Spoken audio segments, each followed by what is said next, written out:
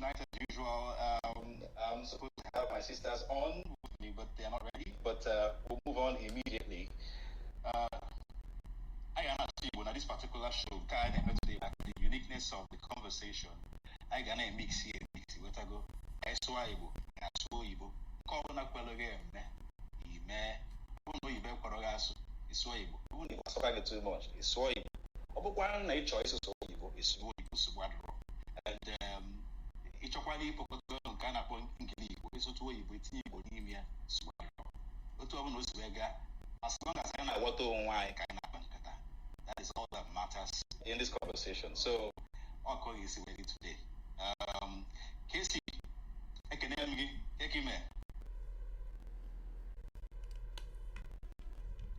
Casey, can you hear me? I have put a good. Can you make I say, man? Can I get it? I'll quick one of them. I'll go with the chairman of the nation.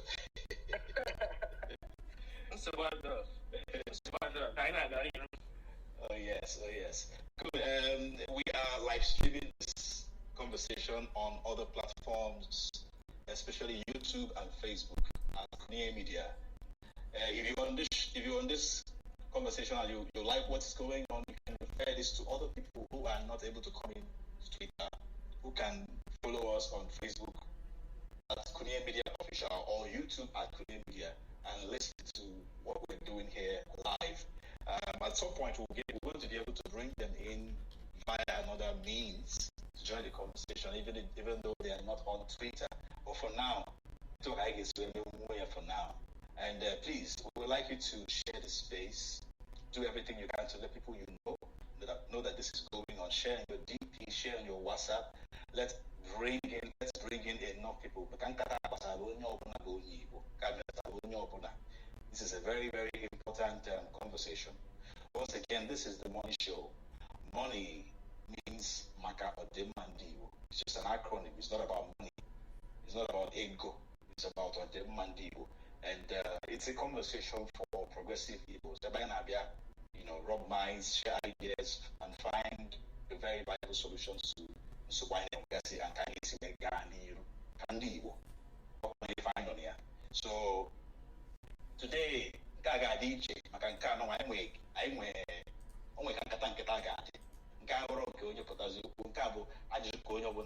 most people never got graduate today because if I got email today, I did a little different from if I am business. I'm alone before. Like I said the last time I met you, that today that this month I am able economic I need discuss. What's our economy in Igbo? Because in spite of the fact I am an Nigeria, it doesn't stop us from developing our own economy. And like I could say, never who's a teach and never teach the economy. I malify game because I'm the strength, I'm with the means, I'm with the connections, I'm with the talent, I'm with the skills, I'm with the network, I'm with any energy. So if it figures it out together, I can see where mayor, we bunite Budai, Duzio Budai, mayor or walk alone opuna, or by fire now. So today, about today teaching.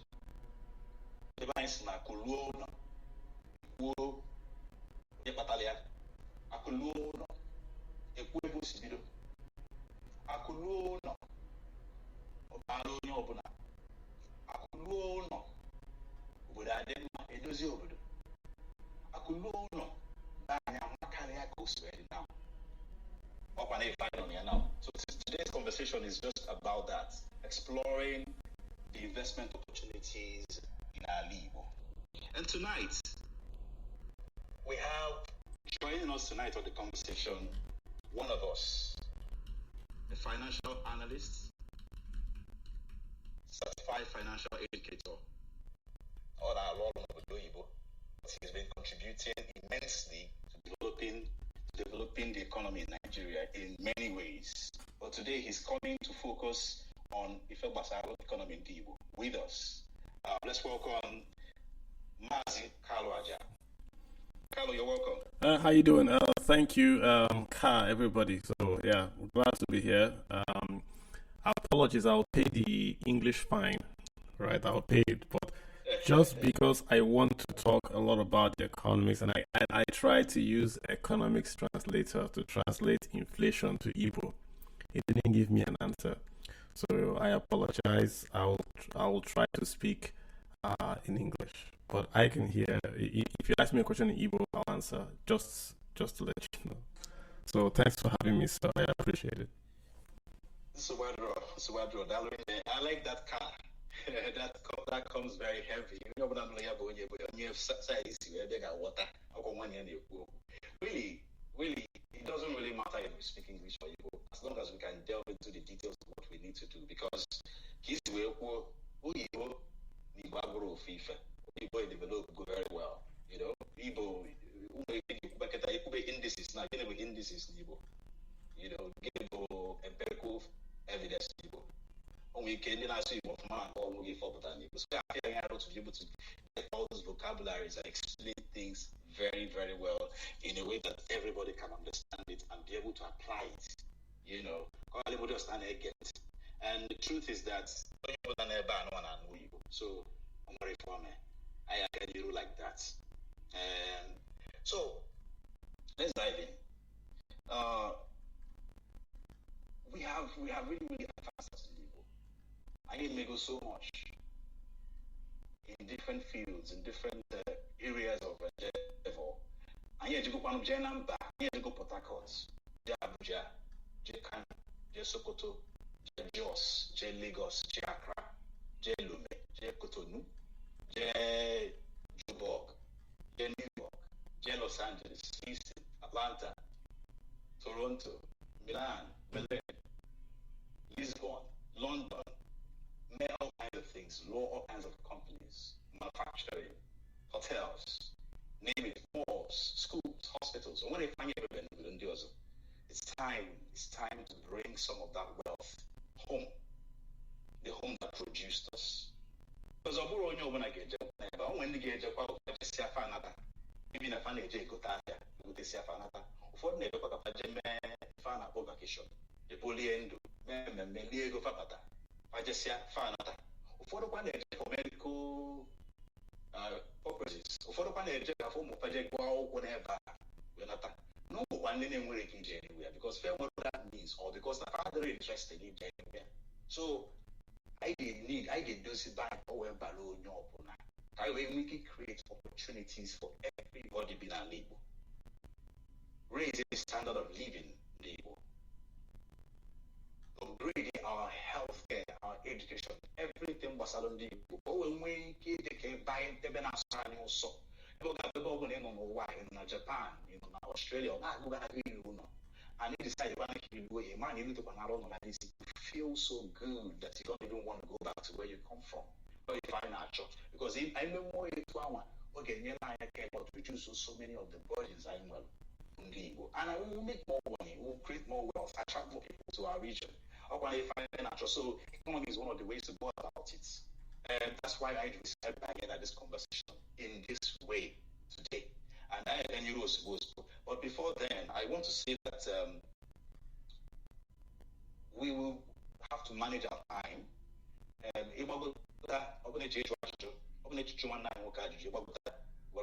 Just take 60 seconds to draw your question. You know, I want to just state the rules. We have ground rules here. One of them is stick to the conversation. Second, go straight to the point. We don't need to greet too many people because I don't want time. I want to take so much time to exhaust it.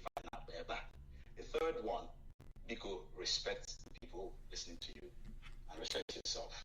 Fourth one, avoid a noisy surrounding. We put a bit of quiet. We close your mic. That's all. And we are recording all these things that we're doing so other people can listen to it later. So today is more of questions. And if you're not interested in pressing the mic, but you can put a question on the comment section, feel free. Send your question, drop it on the comment section. We'll read it out from there. If you also want to request the mic and come and ask your question directly, fine. If you are in the field, in the economy field, right, and need advance, you can also come sometimes cheap if you know to expand the conversation even further. Feel free to come up, request the mic. We'll give you the opportunity to ask a question or make any kind of contribution. I don't know. So, Kaganiru. Carlo, are you ready? Yeah, always. I like that.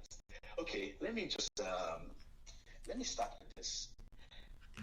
With all the drama we have in Naira right now, a lot of people, particularly in the buying, seem to be averse to making major investments in Nigeria right now.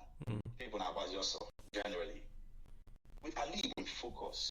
Is there any difference? Like, is anything different, especially considering the developments going on in Abia State right now, by Governor Alex Oti, and then the pressure that is putting on the other governors to perform better, because the light is on him, the spotlight is on him, and all the praises that is lavished on him makes every other person envious and puts pressure on them. So, Onweko Sidiche and Igbo, when you look at it from your professional point of view. Okay, so interesting question. It's a very loaded question. Let me try to answer it this way. If you look across Nigeria, when we say Nigeria, we're talking about the individual states. Now down to the individuals living in the states, right? Yes. What you see is that there is an incidence of poverty across Nigeria. So Nigeria itself is a rich country. We've got gold, we've got oil, we've got diamonds. So in Nigeria, the federation is a very, very rich federation. But once you move away from Nigeria to the states, to the households, you find this immense incidence of poverty across the country. And to be clear, let me define poverty for you. So because people need to understand what poverty is in Nigeria. If you earn less than 137,000, let's call it 138,000 a year, you are poor in Nigeria. So that bar is low, and yet there are poor people in Nigeria. So let me say it again. If you earn less than 138,000 naira per annum in Nigeria, you are poor. And yet, with this low number per annum, with this low number, you still have a huge incidence of poverty in Nigeria. So let's go somewhere. Where in Nigeria do you find a bit of respite in these poverty statistics? It's going to be in Lagos as a state and Southeast as a region. If you look at the numbers, and again I'm quoting from the Nigerian let me give you the exact words because I know it's being recorded and people are going to do a fact checking after this. So I want to make sure I give you the exact quote of where the report I'm reading from. So Nigeria did what we call a multi-dimensional poverty index study. This was done by Nigerian Bureau of Statistics. So I'm quoting the Nigerian multi-dimensional poverty index. If you look at the specifics, the region that has the lowest poverty, that's the Southeast. So across the board, in terms of the incidence, in terms of the population share that is poor, also in terms of the number of poor people, the lowest number is going to be in the Southeast. So if you add Lagos, then Lagos becomes, as a region or as a state, it surpasses every other state. If you drill down, if you take Lagos into the equation and you drill down and you say, okay, in these states, where can we find the region or the states across the board that have, should we say, are not poor? Again, the Southeast comes to fore. There are more poor people, or how do I put it this way? The number of poor people in the Southeast is lower than the number of poor people in every state in Nigeria, including Lagos State. So I say it again, number of poor people in the Southeast, the state in the Southeast, is lower than number of poor people in any state, including Lagos. If you take it, say, state by state, the incidence by age group, number of people by actual number, if you're counting per million. So why am I putting the stats for you? I'm just trying to lay the framework that the Southeast is sitting on a region that has a unique advantage of having very, very should we say, the incidence of poverty is not as serious in the southeast as you have it across Nigeria. There's one exception in the southeast. I don't know if we should name the state. There's one exception that when you put that state in the southeast, it skews the number. If you remove that state from the southeast, you are comparing the southeast to a poor European country. If you remove that state from the southeast. So the point I'm making is that even when you have the naira issues, you have the poverty issues, if you are living in the southeast, you tend to do better than if you are living in any part of the country. Okay, why is that? Why? It's because poverty in Nigeria is a geographical phenomenon. It's a phenomenon that occurs in the rural areas. So a poor profile, if you said to computer, give me a profile of a poor Nigerian, it will give you a Nigerian that is female, that is young, that is living in a rural area. And sadly, that female is highly educated.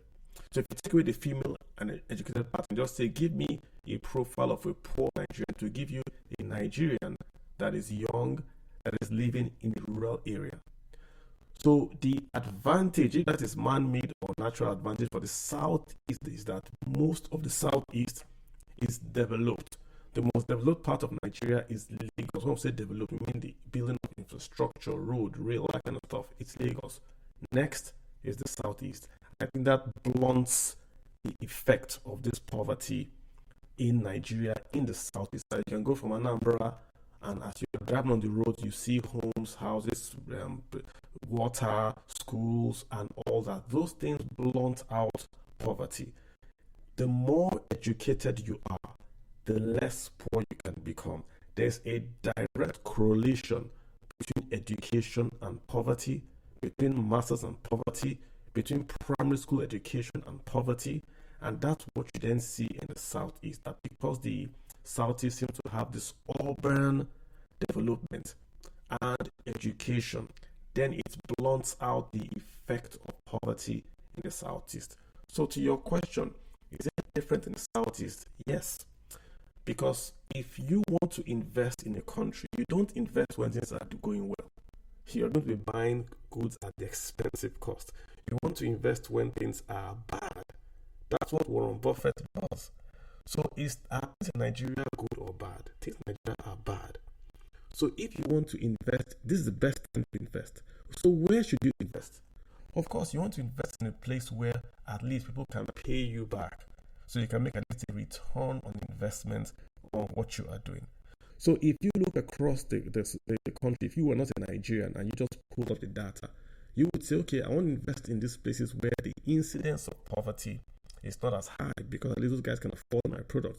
When it's going to be Lagos and the entire southeast region, apart from that one particular state. Even if you add that particular state, it's still going to be the same, but that state does skew the data considerably. It's like you're doing 9999, then you have 3. So it's a big skew on the data. So that's why you see, number one, explaining why there's less poverty, why things seem to be kind of quote-unquote different in the southeast, and also explains where the opportunities for you are, which is also ironic that many people leave the southeast to go to other parts of Nigeria when where they are staying has got the lowest incidence of poverty in Nigeria. So just want to start to lay the groundwork, and I think I shared the data with Sugar, so he can share the data so you can see where I'm getting my figures from. So don't think I'm manufacturing it. Yeah. So on the JT. Yeah, you will see the numbers out there for all the states in Nigeria with the incidents and all that, so you can see where I'm getting that data from. So that's just to lay the framework for the conversation. Thank you.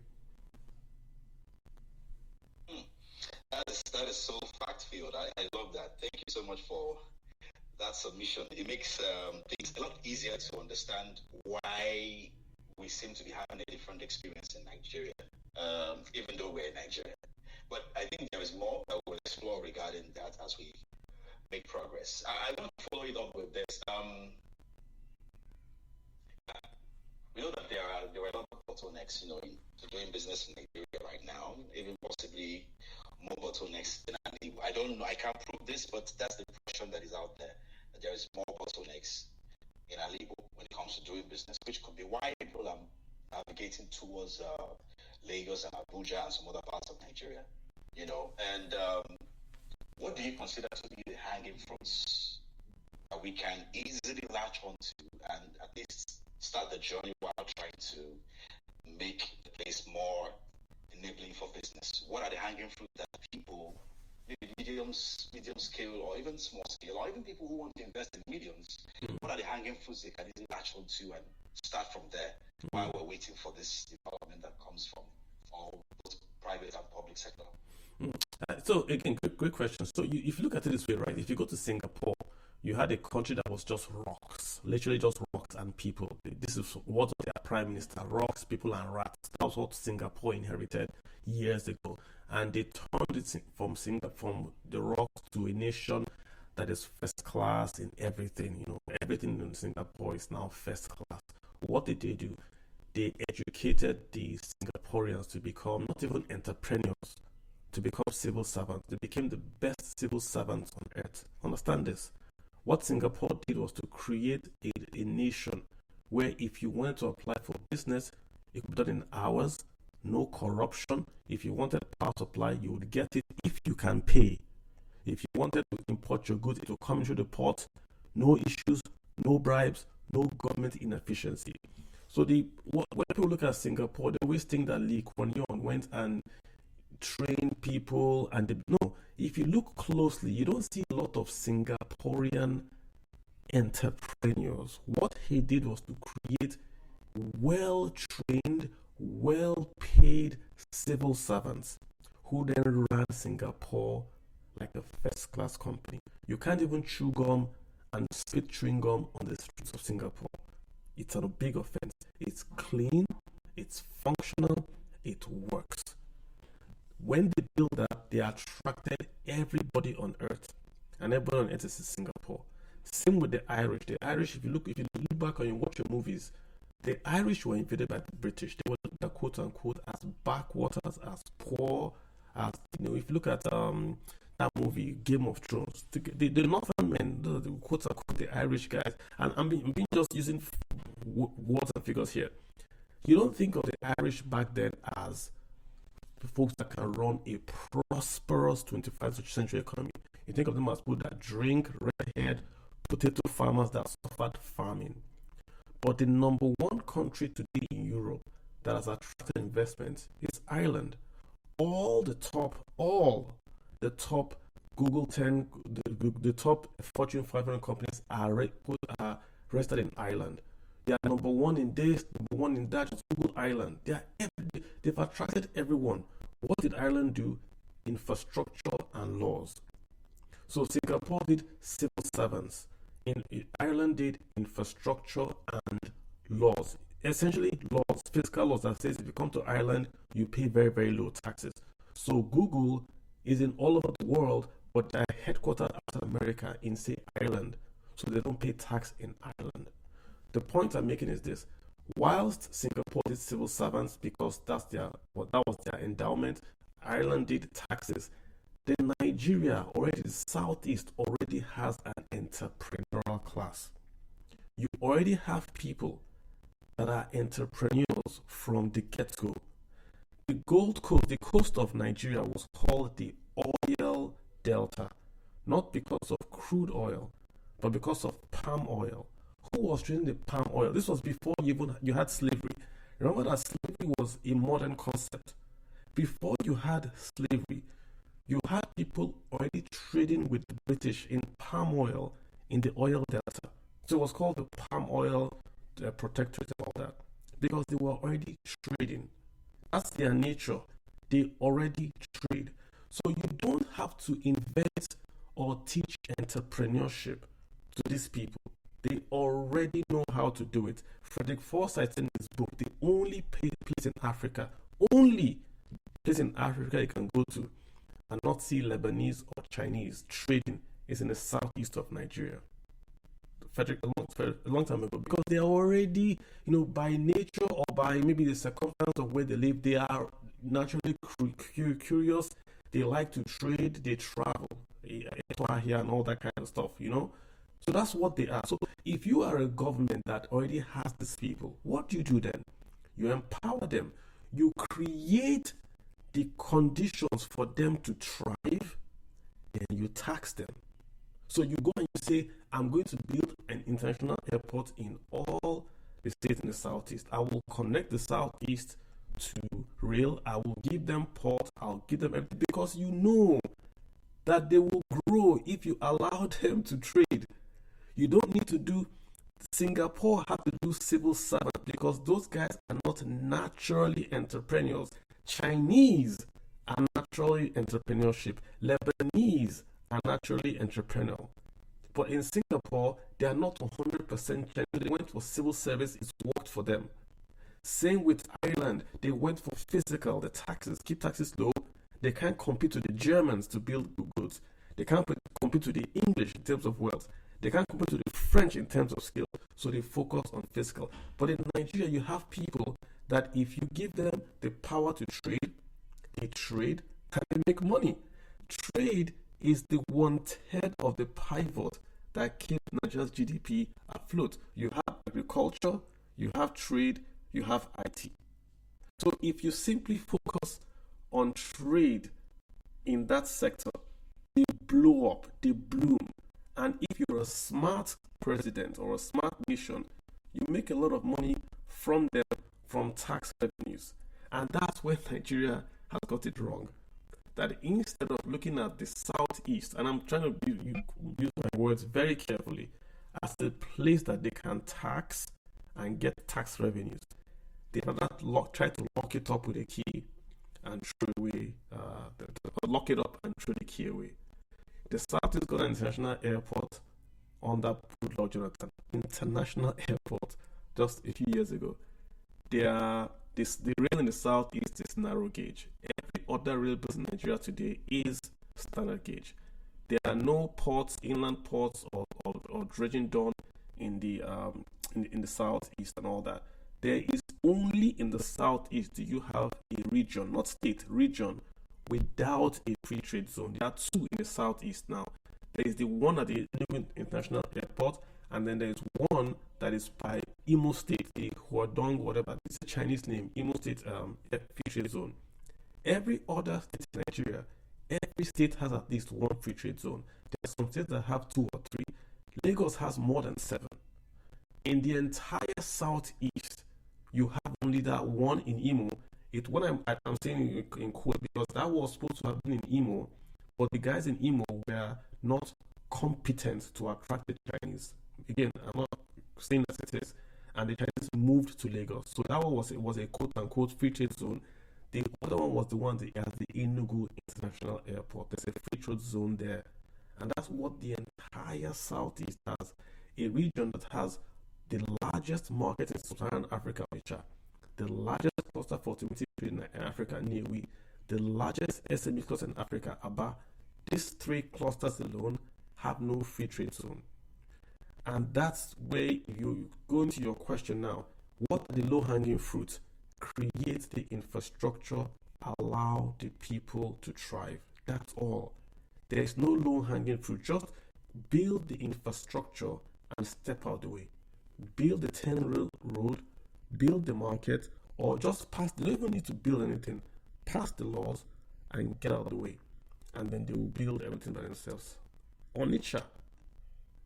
Go to Onitsha. Onitsha is Hong Kong, built 100% without federal or even state money. Just do an aerial view of Onitsha. Very soon, they will start to demolish those 4 or 5 apartment complexes. They're going to start to build skyscrapers on Onitsha. Once one person starts, they will build a 15-foot skyscraper. Once the first one is built, everything in Onitsha will be demolished and to now be 15-story skyscrapers, just like you have in Hong Kong. It will be exactly what you have. But Hong Kong has got a real port. Then someone's going to do barges. The largest inland port in Germany, Duisburg, in Europe, almost Duisburg. You have an inland port on Onitsha, but it's not being used. So I'm trying to ask you a question direct to say that there are no low-hanging fruit. The main issue is that you are putting a lid on boiling water. Just take the lid off the boiling water. Let the steam go as it may. the economic steam, I mean. Hmm. Well, what I'm thinking is this. I'm going to pass it to Casey after I'm saying what I'm going to say now. It looks like everything is still going back to what the people in charge of governance, in charge of the states in the Southeast have to do. But I would like to bring you back to this in a way that we can narrow it down to what the individuals can do, individually or collectively, that doesn't necessarily require direct support of the government. But Casey, let me let Casey chip in, then I'll come back to that. Or do you want to answer that now? Sure. Let me give you a data point. In 2016, United Nations UNDP said that the Southeast was the safest place to live in Nigeria. I don't know when the gunmen started. The one thing I think that the Southeast people can do, this is just there are other things they can do, but the one thing they must do is to stop allowing the Southeast to be used as a place to settle. You don't want to allow the Southeast to become a place where non-state actors, where they are good, where they are bad, call the shots. Nobody can shut down Hong Kong on any day, or can shut down Taiwan, or can shut down Guangzhou. Nobody can. So you don't want to allow that. We must say trade, which is we've agreed that the endowment of the Southeast is trading. And trading is 30% of Nigeria's GDP. You don't take 30% of anything and shut it down. You don't. But we'll come back to that. I'll take question from Casey now. All right. Casey, take it from me. Yeah, very, very interesting. Some of the submissions, I just negenti. A lot of the things you're saying make so much sense, and just like Chika said, some things you pointed out, the tie to the infrastructural amenities they're lacking, and a lot of that, the average individual does not have the capability to provide those things. So, as a people, as an individual investor, when you go try to invest it, you got yourself. What do I do with this money? Where should I put this money, essentially? We earlier, when you mentioned the fact that, I think in summary, when you look at Nigeria, broadly speaking, the Southeast is the lesser evil out of all of the options anyway. So as a result, if you want to invest, go to the Southeast. It's a very promising and feasible location for you to invest your money, just based on what the statistics say, judging from poverty alone. And that make a lot of sense. But then every investment is not forward looking. Every investment whatsoever. So in that context too, I tell him, what is it looking like for the Southeast? Itiego, you say, yeah, things are bad now, broadly speaking. Is it gonna get worse? Oh, yeah, the average investor, a lot of Nigerians in the diaspora, they're thinking of bringing money home, actually in the Southeast. But what is it? What does it look like going forward? Just to give you some example, I'm in that things mostly from an economic perspective because all my my area. But in that things from an economic perspective, where does it provide? Where provides a better economic market for investment? In the last 17 years or thereabout, in the population growth, which obviously would demand. You can't find any. The only eastern states in the Anambra State in the top 10. The only eastern states. Most of them, obviously, some of them are not. Kano, Lagos, and a couple of other places. But obviously, population alone are brought by migration. Some of that as a result of birth rates. But it all boils down to economic demand, demand. And people are just, what does the return look like for my investment? So relating here to the Southeast and then forward looking, how does things look like on this investing on the Southeast? Sorry, now the eastern side of Nigeria. I mean, look at it this way, right? Any problem is an opportunity. Any problem. And in economics, we say where two or three are gathered, there's a market. So the Southeast has a market. and you can simply, you don't have to reinvent the wheel. Just go across the shores, go to Lagos, copy, bring it in and do it. There's a guy in Nnewi now building the largest cinema. I think it's going to be the largest cinema in, is it Africa or whatever. He's in Nnewi. He's building in Nnewi. Innocent Resta and in Nnewi, building and exporting. You want to tap the natural advantage that the Southeast gives you. That's what you want to do. If Abia State is serious and there's going to be power supply from geometric, that's going to be constant. It will cost more, but it will be constant. That's another big advantage for you. That means that I can do a call center in Abia and go and market to some banks in Lagos and say, okay, I can do call center for you from Abia, even market to some from US firms across, because I have call center, I have 24-hour power. Same thing with manufacturing, same thing with SMEs. The point is this: the Southeast is kind of a small, it's a small place that you want to connect with infrastructure and credit. If you say you have money, what you do with it? Be a money lender. Lots of Nigerians want cash. They know where to invest, but they can't go to the banks because they are going to borrow from the banks at high rates. So get together, get 3 or 4 of your friends, come together, and start something informal to say, okay, we're going to do a private PE. When I mean PE, don't make it too complicated. What is the idea? Okay, how much what is your annual or your monthly or your weekly? What do you need to do this trade? Oh, I need $1 million every 6 months or every 3 months. Okay, we would fancy for you at 15% and you pay us back. But you need to have people you can trust, people that can run this for you. When I was in Nigeria, I went to the market and I was asking, I would go to a shoe guy. Where do you get your shoes from? Oh, my friend overseas will get these shoes, put in a container and send to me.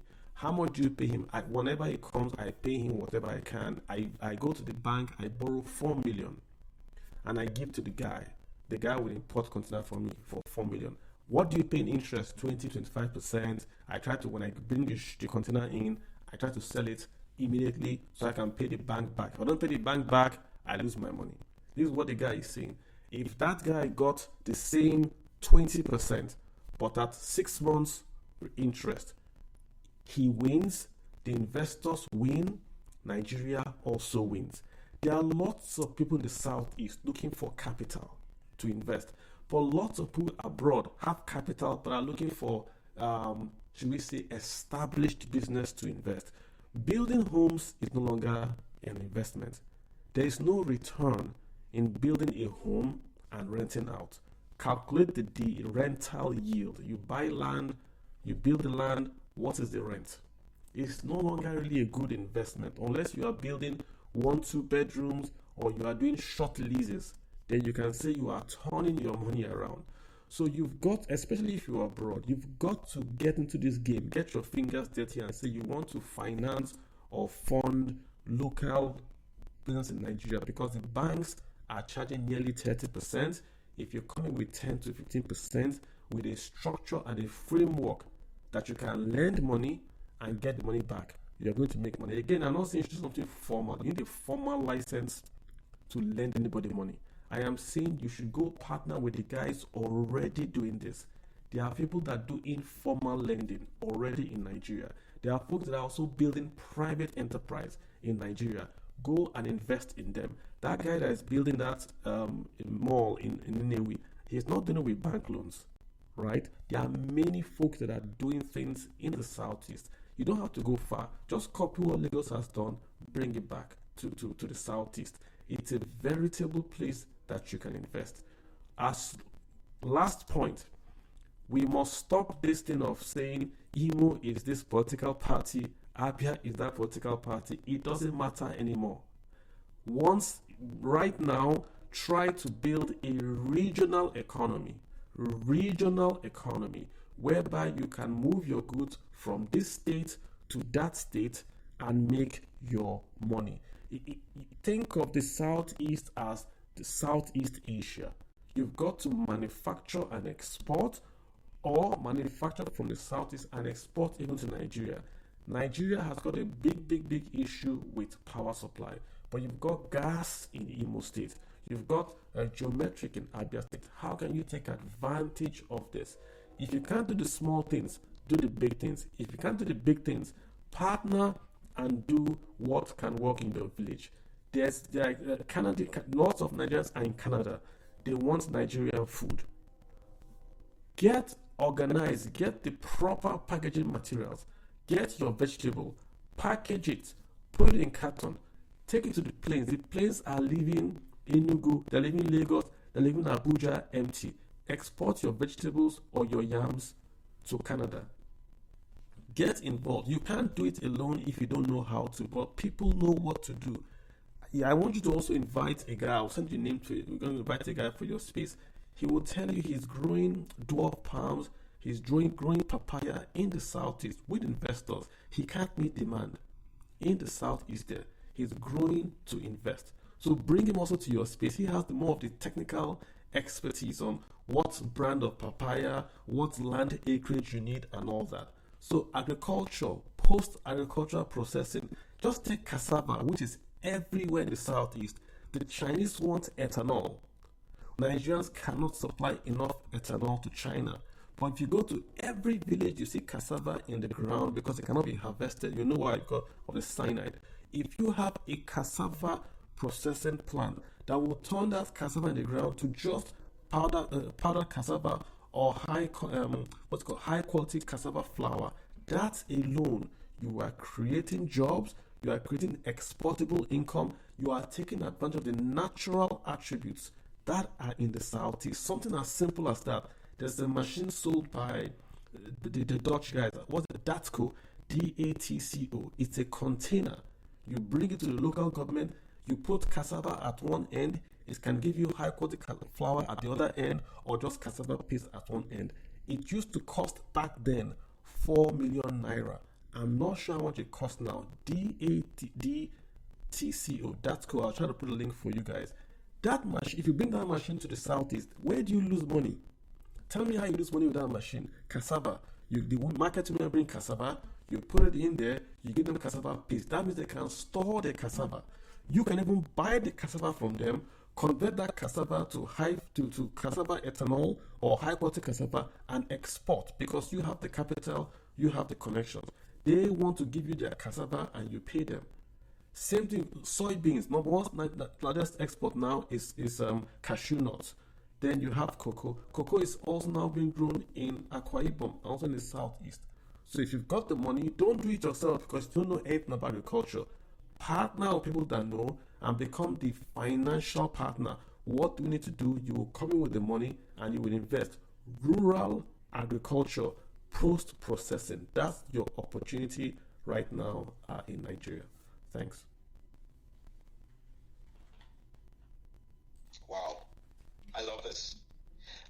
I like how you took it to that direction because there is no way we can discuss economy in Igbo without touching agriculture. We are actually going to expand that conversation very soon.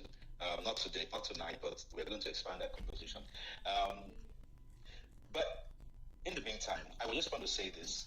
If you are unable to join the speakers corner or whatever, you can feel free to just go to the comment section and just type your question there. That's all we're looking for. We just want to attack this conversation, manage our time, deal with as many issues as we can while we're here, because this is probably the only time we're going to talk about this in this context in the next few months, because then we have so many things I have covered. So quickly, just type your questions and we'll respond, or we'll take it to Carlo. Then Carlo will respond. Let me bring in another question here.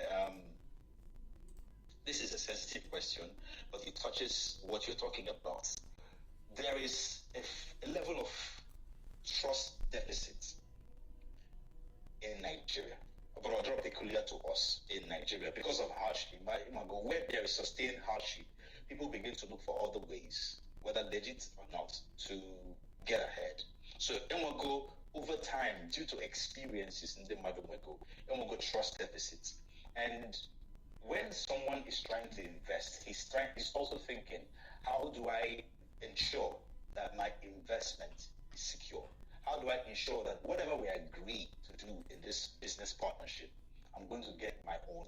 This guy is not going to cheat on me. He's not going to run away with my money. He's not going to play some funny games and tell me all kinds of stories.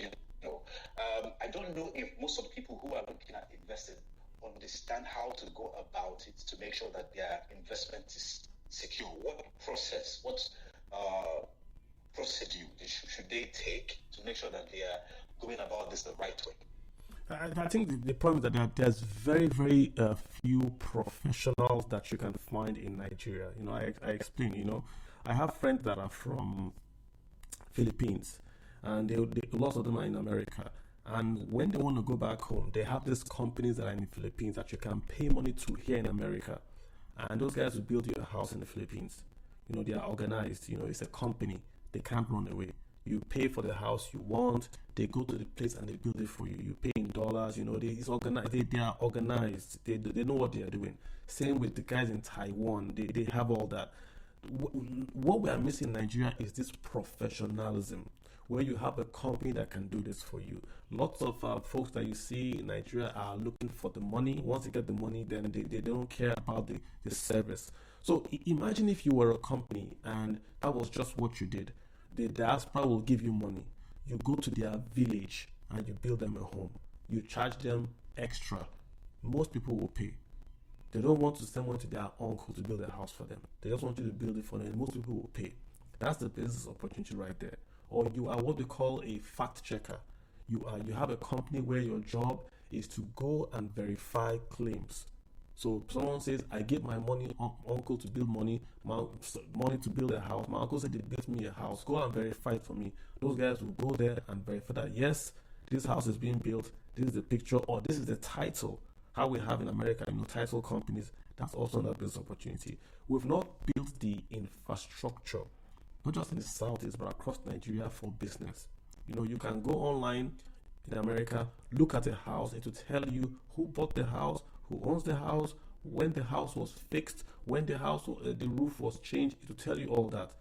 That's under business opportunity. Nigerians will pay for a service that they can go to a geographical plot, put the GPS, and to tell them if that land is registered in the state for building or for agriculture or for anything. Nigerians would pay for that. These are three opportunities I'm giving to you. We are focusing on the surface investment, but nobody's going beyond that surface to build out the infrastructure, the pipes, the plumbing of a real diaspora investment. Diaspora wants to send money home. They don't have time to chase anybody. They don't have the time. But if someone could take that off them, the person would win. And once one person starts, everybody's going to become organized and serious, and it will now become, this is how it's supposed to be. We have a lot of quote unquote charlatans, a lot of, like I said, fraudsters that are around. And you don't remove fraudsters by prayer. You take away fraudsters by processes, procedures, and all that. So it goes away. You want to build a house, okay, fine. This guy will sign up, he'll verify you. So your uncle knows he can't run away with your money because he's going to be checked every step of the way. And there are companies that do that at the big level. SGS does that. So get a local guy and say, okay, in anybody building a house in the Sequata local government area, send me your information. I will do independent verification. I'll take a picture, I'll take a video, I'll make sure they pay the local government. That's a business plan that any diaspora will pay you for. So we can't use emotions for business. We use business process to solve business problems. So many of you have friends back home in Nigeria. They're educated, they don't have a job. Sell one of these jobs to them. Set up an office. Advertise it in local government area. Say, if you want to build a home, send me your information. We will track it for you. People will pay. Or I know a guy that does it personally. He will give you plans. He will build a home for you in your village. But you need to scale. The problem is scaling. You can have a good idea, but can you scale that idea to do it in the second local government, in the third local government? The answer is yes. But you need to understand business, not the buying and selling, but the how to run an office, where files should go to, how you should process things. Education in Nigeria has failed.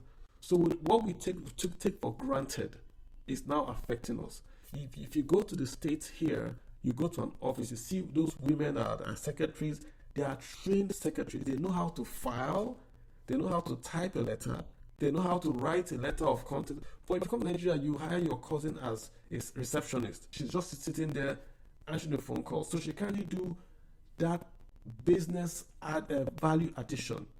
And that's what we need to build out. That's what those technical colleges are supposed to do in Nigeria, to create the plumbing around business so business can thrive.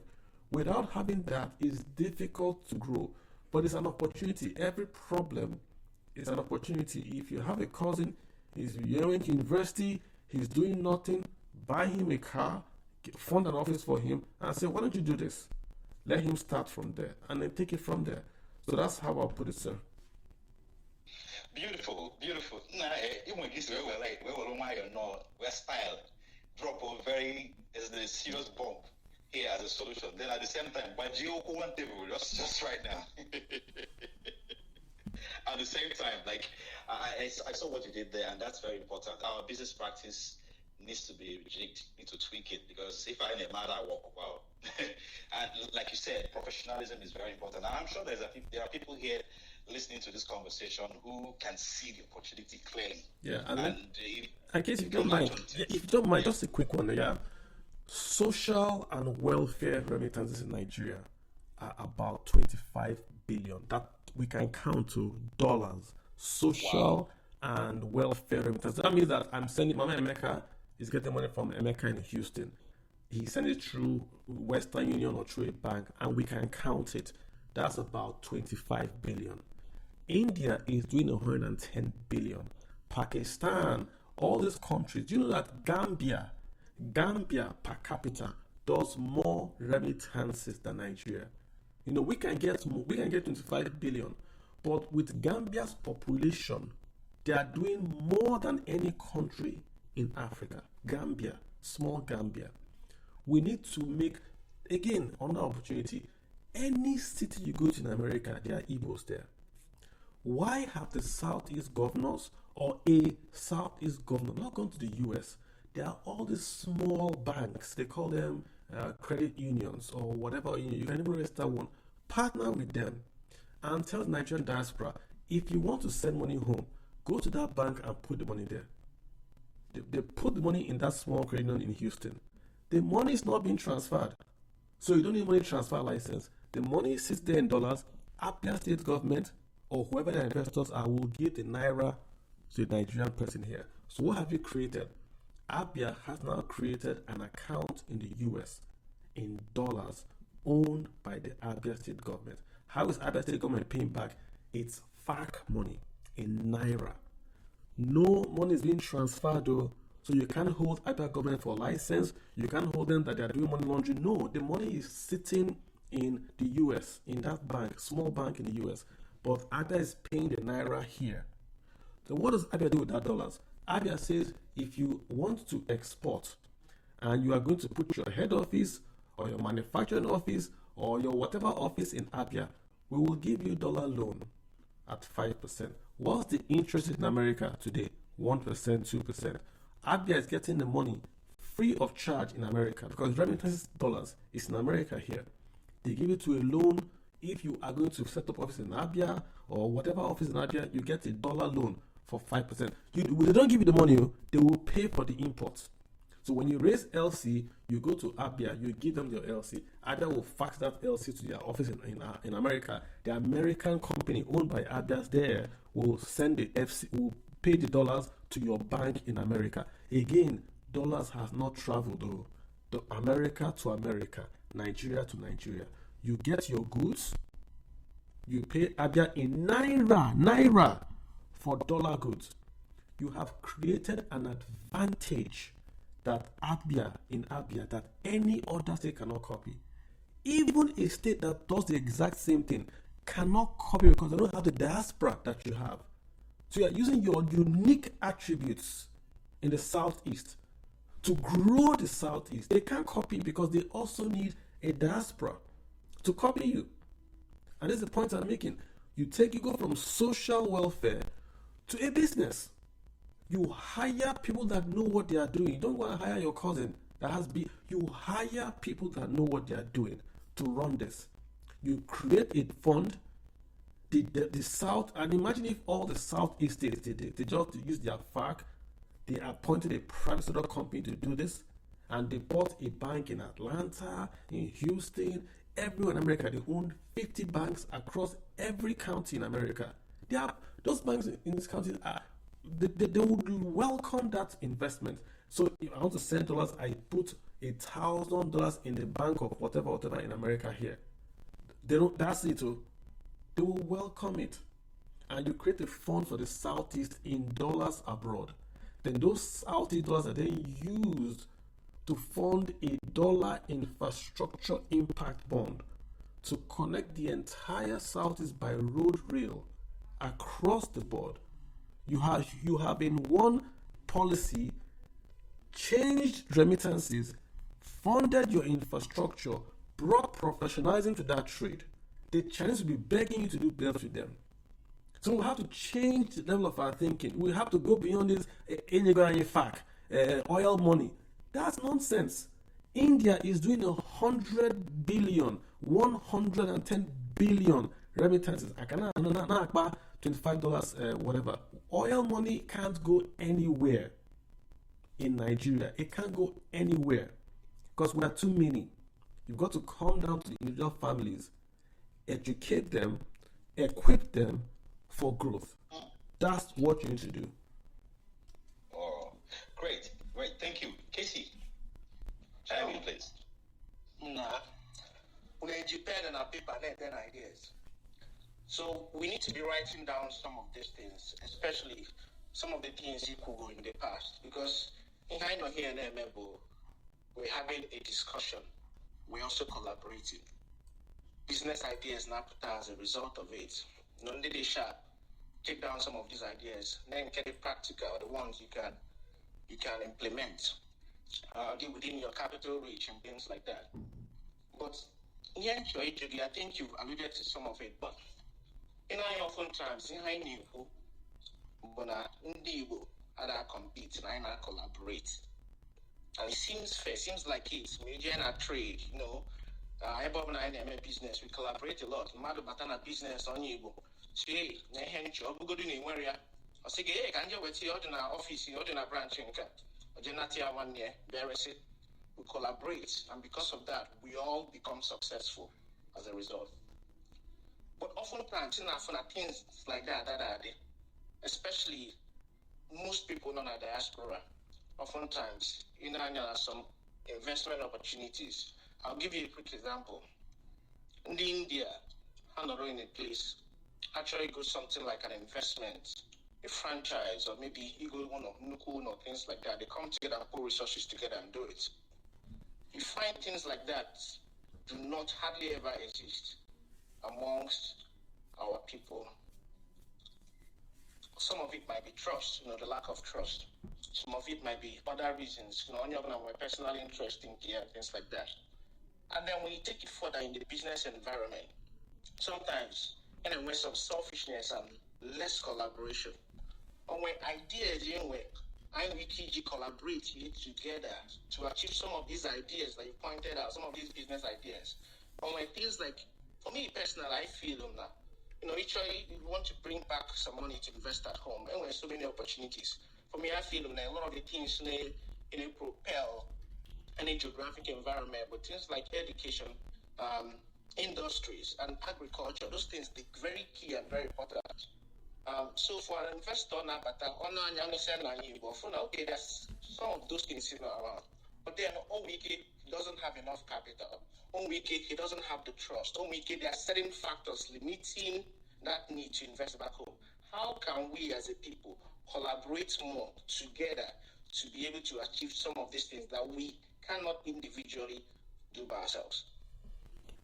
Yeah, so again, the point I'm trying to make across is that the individual investment is not as important as the structure around which you want to trade. You mentioned the Indians. I had a space with Indians a long time ago. When Idi Amin drove the Indians out of Uganda, some went to Canada, some went to the US. When they got to the US, I believe the US government gave each family $10,000 as a grant. That's you take $10,000 for each family. You know what the Indians did? They would form 5 families would form a company, 5, 8, whatever, and that company would then go buy a motel. Why a motel? Because they had to stay somewhere. So they bought a motel, they lived in the motel, their kids worked in the motels, right?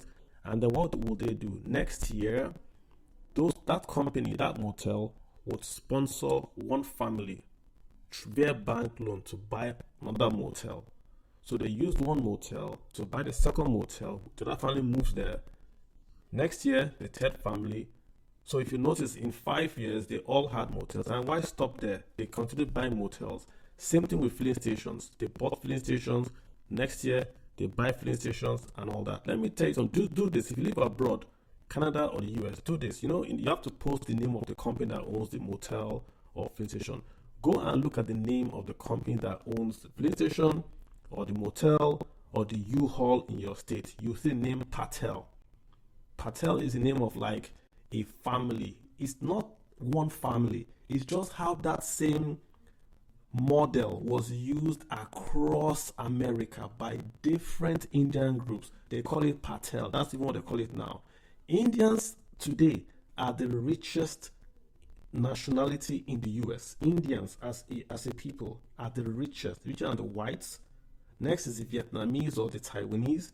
Next are the Filipinos and all that. These 3 guys have the same thing in common. This coming together to maximize, to turn 1 + 1 into 11, not 2. So the structure is more important than the idea. Same with the Chinese. When the Chinese come together, they have their way of going to don't invest, they pull money together and they borrow from their own community, not from the bank, from their own community. So the point is, Igbos are already in Canada, in Germany, in the US, but you have sub-units. You have one Igbo guy in Duisburg doing something. You have another guy in England doing something. Why don't you come together? You don't have to come as an individual. See, get a structure and you say, I don't know anything about business, but I have $10,000. I will put it into this fund. That guy says, I am importing spare parts from Germany to Nigeria. I need $10,000. That's a marriage there. But it has to be under a process or a structure that can protect my rights to get my return, and I can sue you if not, I don't get my return. So the US already has those protections. But you go to the US, create an SPV, instead of having town union meeting. I'm in America, they say we're going for a town union meeting. I go there, we're eating, we wear kente, we laugh, we eat jollof fries, pounded yam, everybody takes picture, we go home.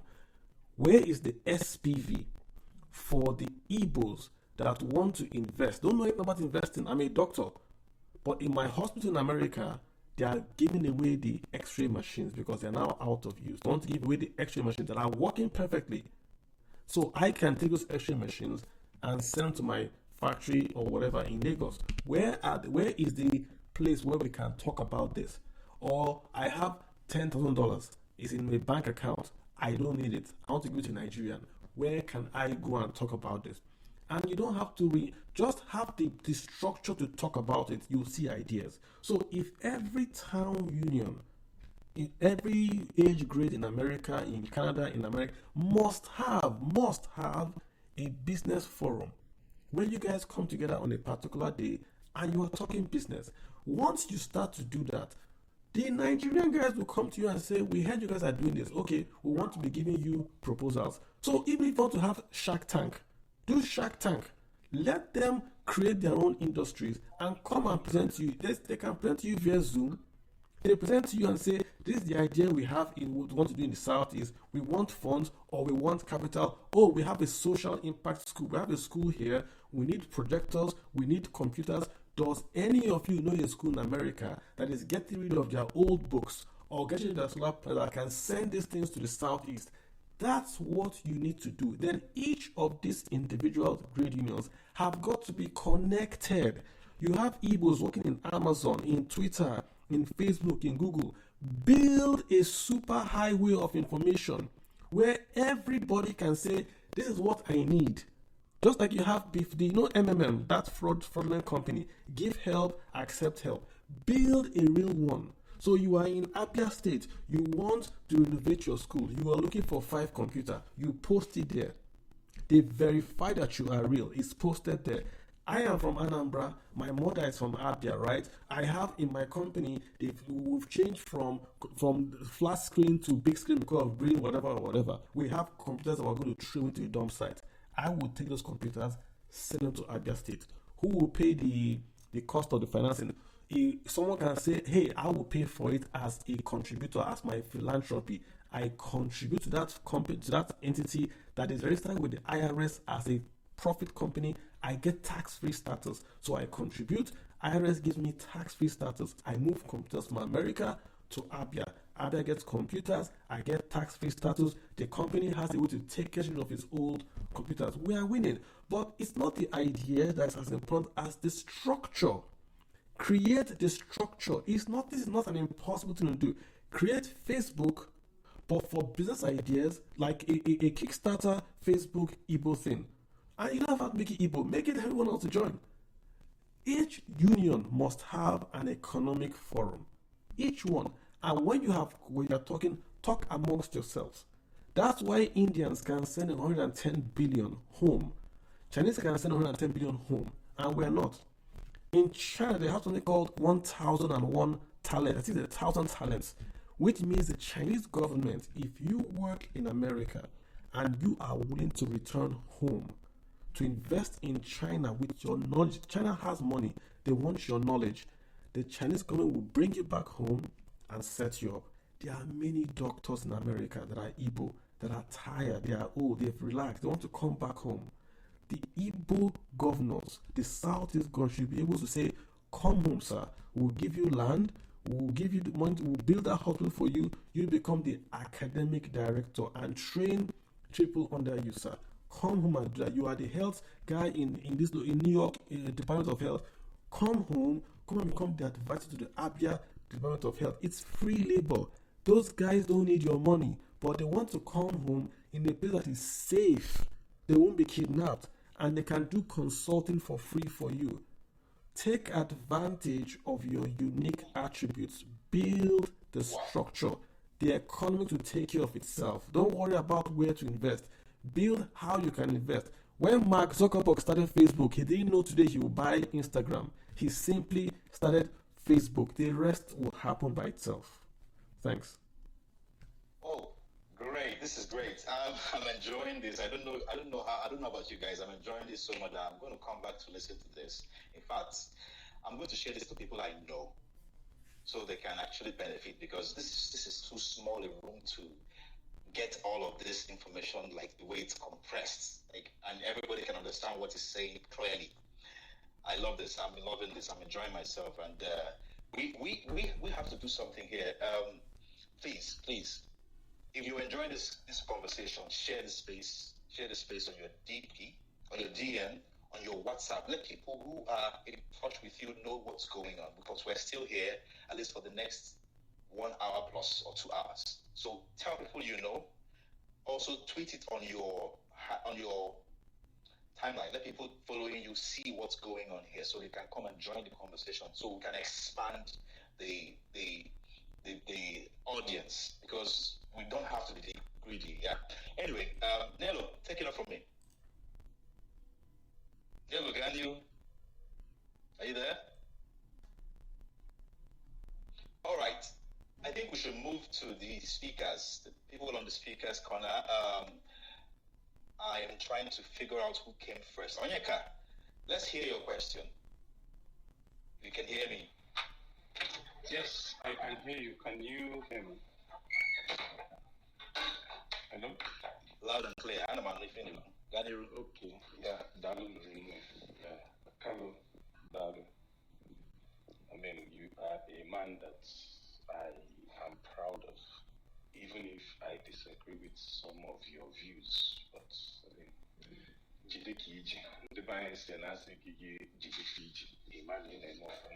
Nico, you have 60 seconds to answer your question. Yes, yeah, I know. Now, the question which I made you is that Ohaneze has created an initiative of sorts that will encourage ndị be anyị bi obodo oyibo imeki investments n'ala Igbo, tangible investments. And a lot of work went into that particular initiative. It would create a multinational company, essentially owned by Igbo people, controlled by Igbo people, and all the investments will be in Igbo land. Multiple things can be true. We can be doing even Igbo valid. Okay, but do you have any information or idea on this initiative Ohaneze has been pushing for? I have forgotten the name.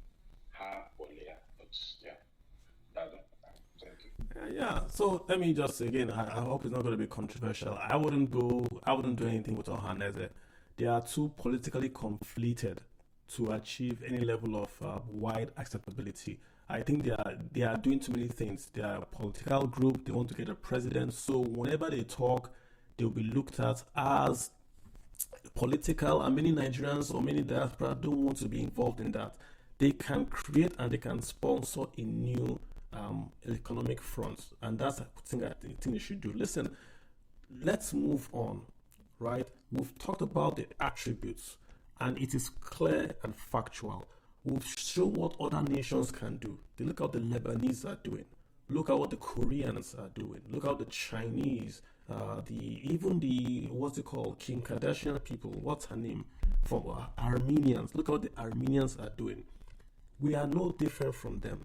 We have unique attributes. We are entrepreneurial. We are across the world, and we have shown that on individual level we can do things. What we need now is to create the foundation, the structure to move ahead. I think Ohaneze is not the right body to move this forward, right? Odua in the Southwest is a very, very good organization because they came out initially and they said, listen, we're going to do economics or we're going to do business, and that's what they've been doing. So Odua, you know how they separated it from the political side of the Southwest? Perfect.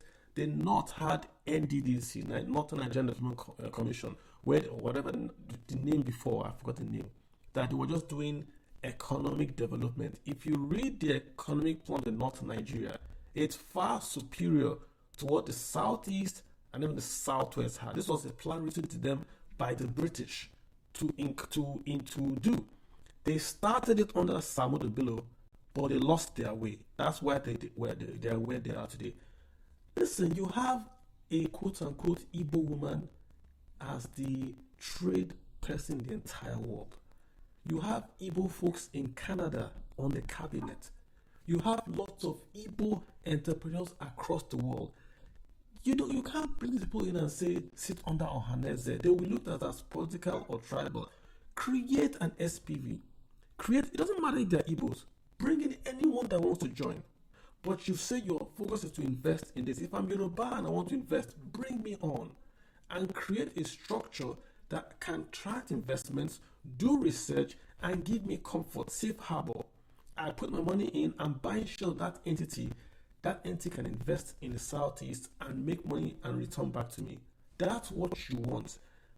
Create something that is international, has no appendages, has no adoptions, that can borrow money, can have its own name. You get where I'm going to, and then leave it just work by itself. But there are too many politicals that you don't want to bring into this any structure. If you do it that way, it will work better for you.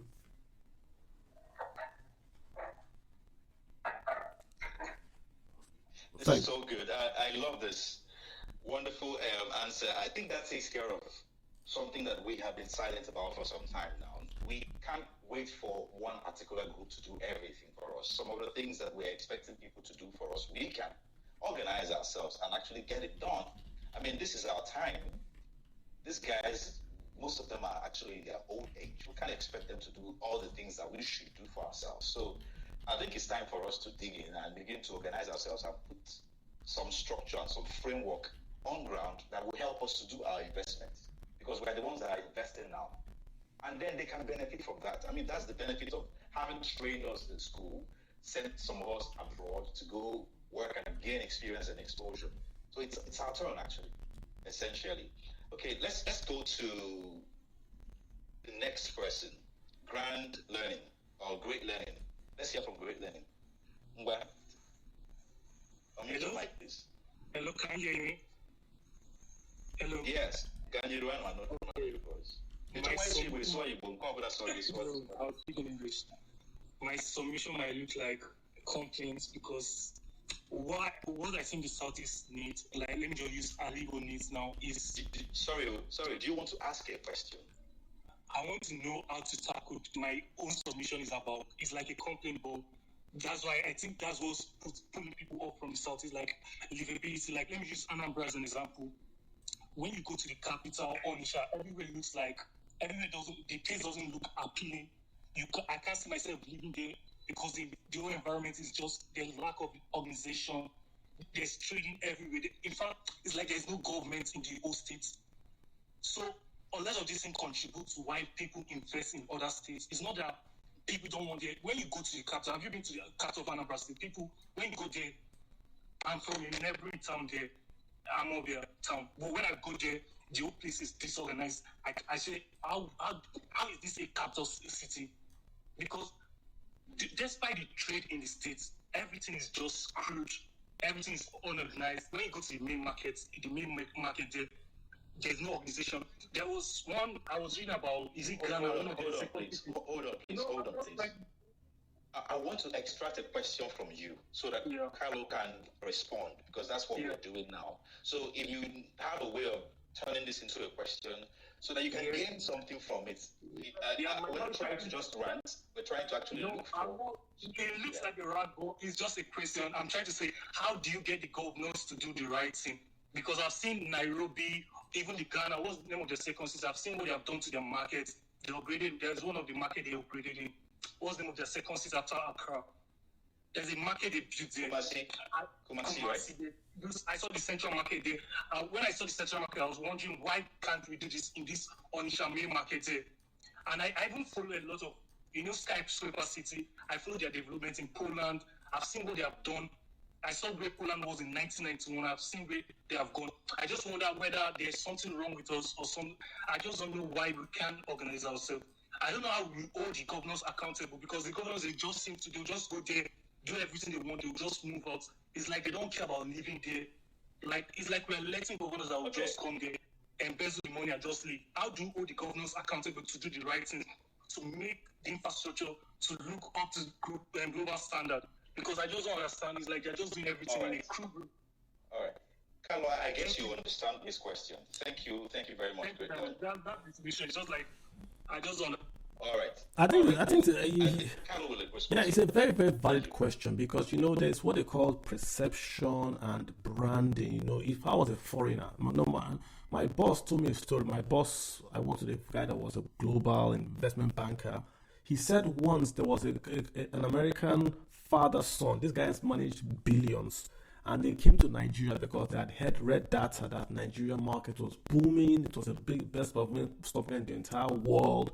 So the father and the son flew into Lagos to talk to Nigerian investment bankers.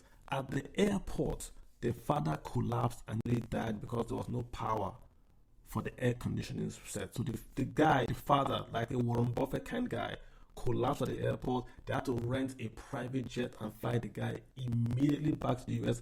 The son supposedly said, "Fuck Alpha," which means, oh my God, did I say that? I apologize. Essentially, forget about the high returns. The high returns don't mean anything if investors cannot come. That's what the gentleman is saying. You've got to create an environment that people want to sit there and invest, because when you stay in a place, you are spending, and if you are spending, you are growing GDP. Look at Abia State. Have you seen the before and after pictures of some roads in Abia State? You can't believe it. There are some roads in Abia that look like jungles with a pond, not like a pothole, like a river. This is a state, a river. The last time I was in Abia millions of years ago, I couldn't come out of the car because it was too dirty. I couldn't come out of the car. Now you see Abia with clean roads. They are bulldozing rubbish. They are fixing the place. where everyone's talking about Abia. Everybody is talking about small, tiny Abia today in Nigeria because the government is just doing roads that a local government guy could have done in Nigeria, but he's doing just that, and look at the what he's getting. So the gentleman is quite right. You can't just walk. You've got to show walkings. Look at Dubai. When we land there, we like it. That's why we go back with our family. Look at what Cross River had to do with Tinapa and also with the carnival. You could not get a hotel in all of December in Cross River. Even the homes, before there was Airbnb, the people in Calabar would leave their homes, rent it out. You had to paint your house, and they will sell their chicken, their water in front of their house. So in December, the people of Calabar made a lot of money just because of carnival. That alone. And why were people come to Calabar? It was safe, it was clean, and you go there once, you go back again, then you go back the third time. America, everyone goes to Nevada. Nevada is a desert, but people are living there now, right? So Florida is a mosquito-infested swamp, but people are living there today. So you've got to clean the place up and have it has to look nice, because you want people to come to your place and stay. Why would I take my kids from America and go to a place where I'm scared of walking on the street with them? Then what's the point of the large population in the Southeast if American Nigerian children cannot walk with their parents on the streets of Aba? Then what are we doing? So he has a good point. I hope the governors also understand that aesthetics is part of the package of investments. Thank you. All right, Casey, take it from here. Thank you for that response, Carlo. Casey, are you ready? Yeah, Carlo, thank you so much. It could go so many important things here. Achom, I know everybody. If you can, write down some of the ideas. I'll highlight.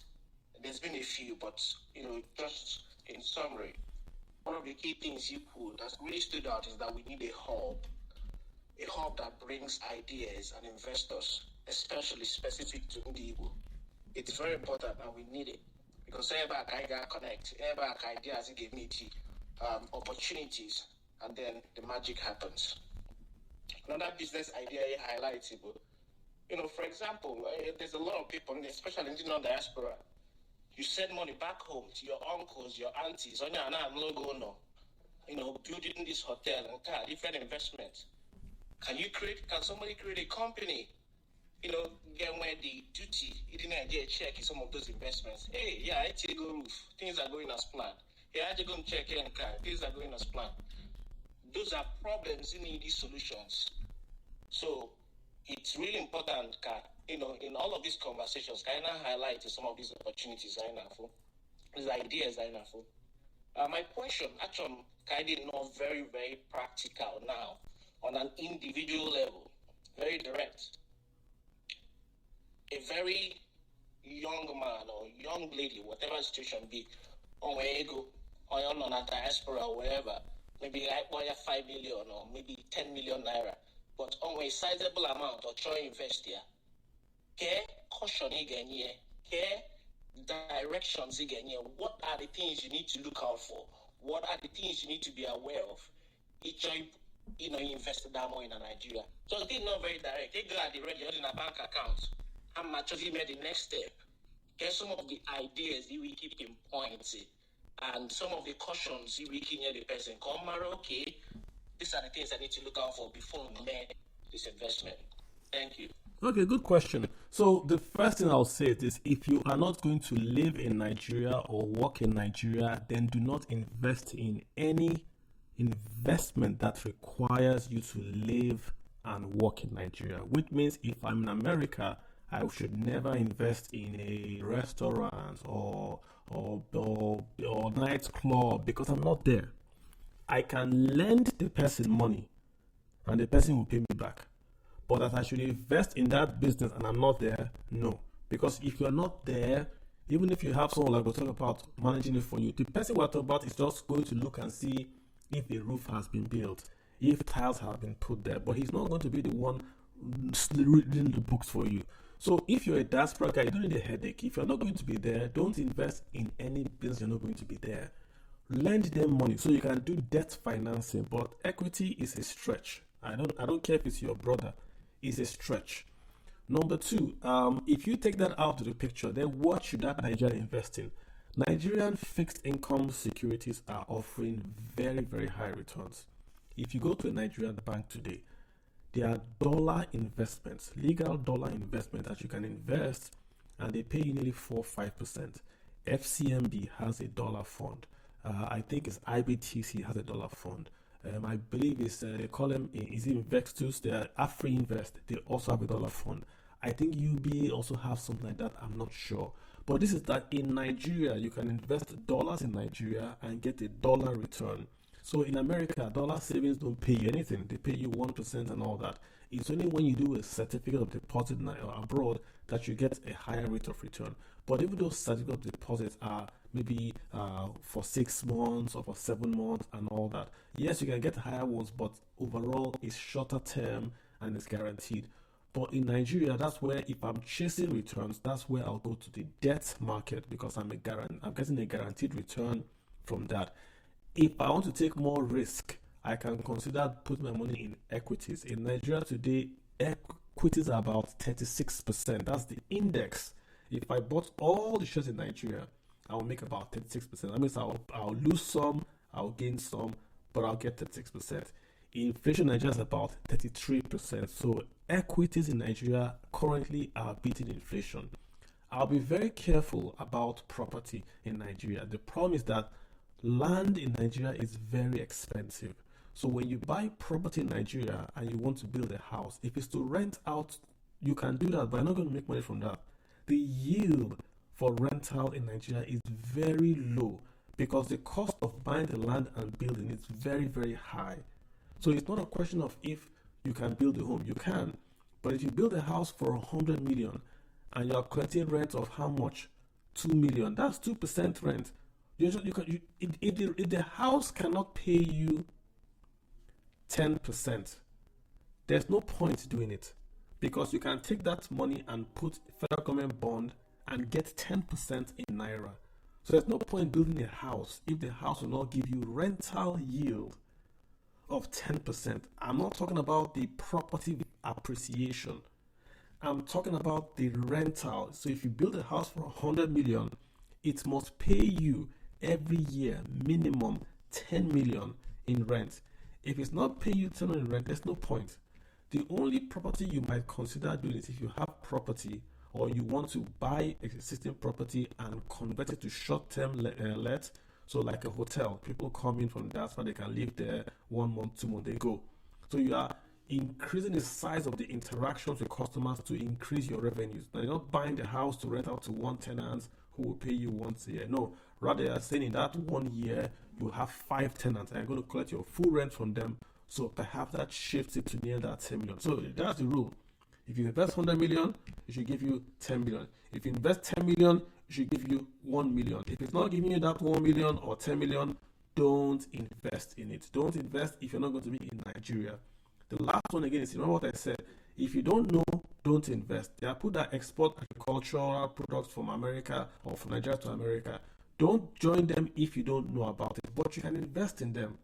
If they need money so bad, they can write you a bond and say, if you give us this investment, we guarantee that we will give you back so. So go to a court, get it notarized, make it legal, you have it. They will pay you back because you are giving them cheaper source of funds. They will try their best to pay you back. But that's also a very, very good area to invest in these small SMEs that just need capital. They already have the idea, they just need capital to scale. You can also be there. So I've gone from less risky to more risky. The less risky ones, you go to Nigerian banks, you give them the money, you take your dollars, you give them, they give you a higher APY, annual percentage rate in dollars. That's the less risky. Or you convert your dollars to Naira, you invest in Naira. So higher risk because you're now investing in Naira. You've lost the $6 of dollars. Or you do debt. You take your money, you give to folks, they give as debt, they pay you back. That's now the highest risk because you are now investing in debt. If the guy cannot pay, you can't kill him. You cannot pay. If you want to do property, be careful. Buying a house has to pay you at least 10% in rental yield. You can build a house for yourself. That's fine. You don't care about yield.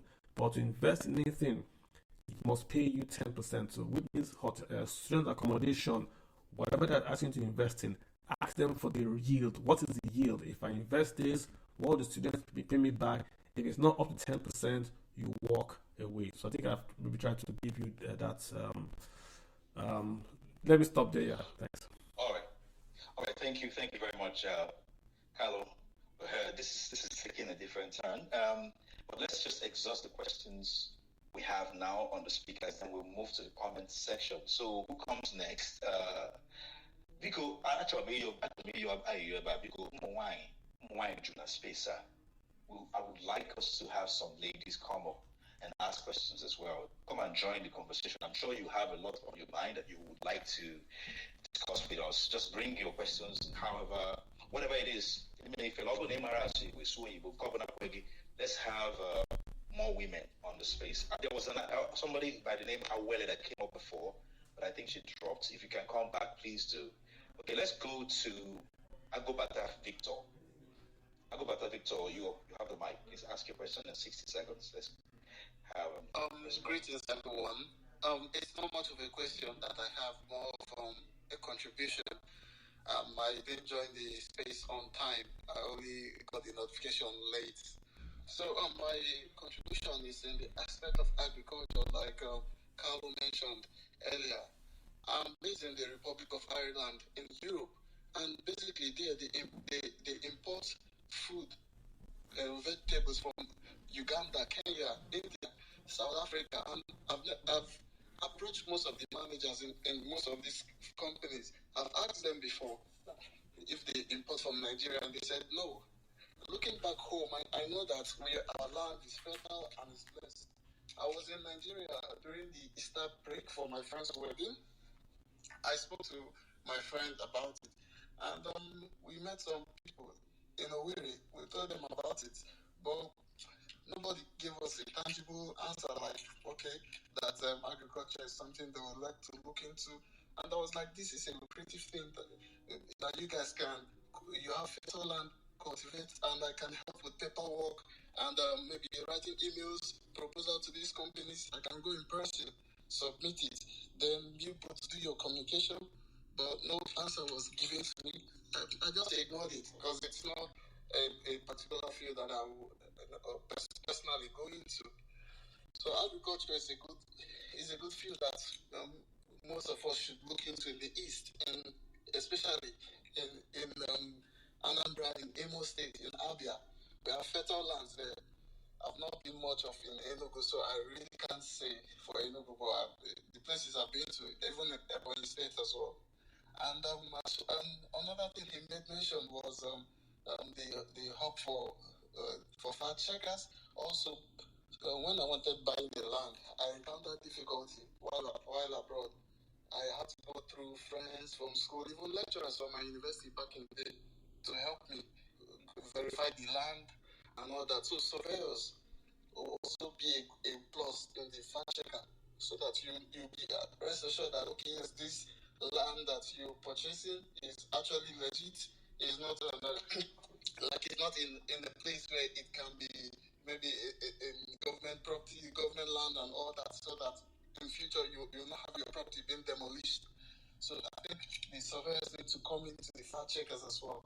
It's just my own contribution. I'm just trying to chip in. Not like I have a question to ask. All right. Thank you very much, Victor.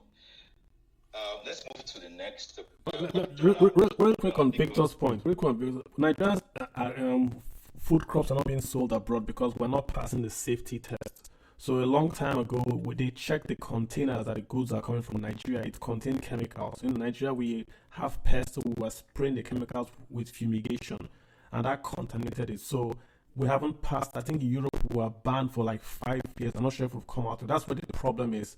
We're not doing it properly, which goes back to this process I'm talking about. If you want to export, learn how it's done. Even in Ghana, if Ghana can export without issues, Nigeria should be able to export food without issues. Package properly, don't use chemicals, and export it. Labeled as organic, it's premium, you can sell more. So when Nigerians are the ones failing in that regard, Nigerians now go to Ghana and export yam. So they take the head of the yam from Nigeria, plant it in Ghana, and export it as Ghanaian yams, but it's Nigerian yam because you can't export yams to Nigeria abroad. It's banned because of the chemical use. All right, just to give you that context. All right. Well, get Donald. McDonald, can you ask your question? Loud and clear. I ain't anything.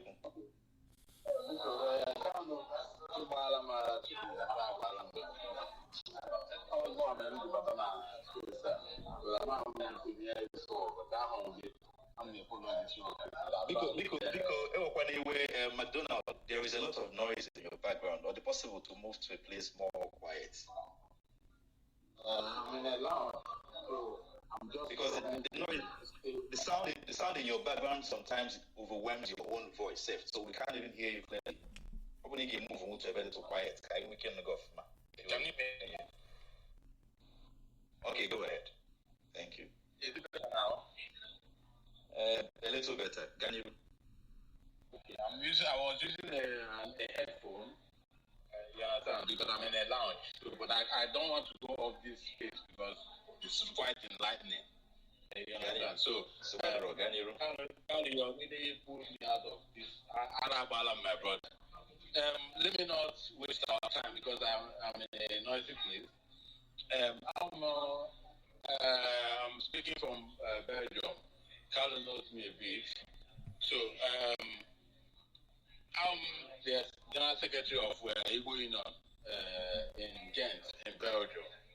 You understand? So I can actually pull some guys together. You understand? Here and then we go like 50 million in like 5 or 7 guys together. But now the point is, how do we do this thing? How do we get it? How can we get return on investment? What's your advice? Because when we talk about foreign direct investment, you understand? Because Carlo is confused because he has drawn light on a lot of points. But the point now, if we forget the government policies, because no matter how much we pull into our homes as we that live in diaspora, if the policies at home are not safe, one bad policy can destroy all the investments. So, Carlo, please direct us very well, because we also need to gather our strength to pursue these governors. Because from what you said originally, the Southeast is one of the safest places to invest in. But what are our governors doing? You understand? Because I can answer one question at some point, that what are the hanging fruits? What are the bottlenecks? You understand?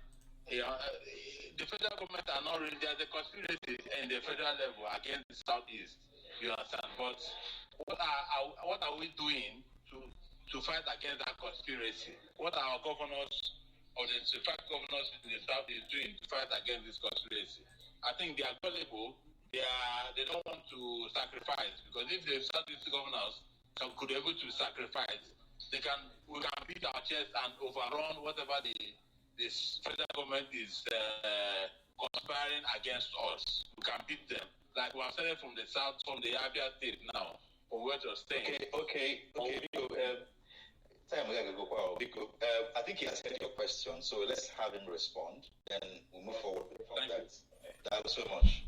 Yeah, I think I was saying that, I started off by saying that no investment, you cannot predict the future, but the time to invest is when things are bad, not when things are good. So if you can take the risk, Nigeria is a good investment. If you can, and I said Southeast is because you have a place where you have the quote-unquote less incidence of poverty.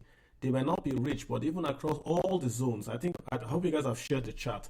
Across all the zones, the zone with the lowest incidence of poverty in Nigeria is the southeast. That is including Lagos, all the zones. I think you should share that chart up. So if you're an investor, you're attracted to that because that's where you can maybe sell your product. But again, big and interesting point. It is the governor's jobs to forget politics and work together for the southeast. I was incensed when I saw the geometric power commission, and that was the day they then invited the vice president to come to Enugu. That's unnecessary. It shows we're not learning from lessons.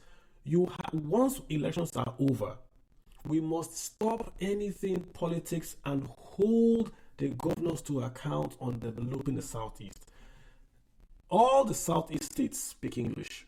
All the southeast states have the same curriculum. Why can't all the southeast states go to a book company and say, produce these books for the southeast under one contract and give us 20% discount across the board?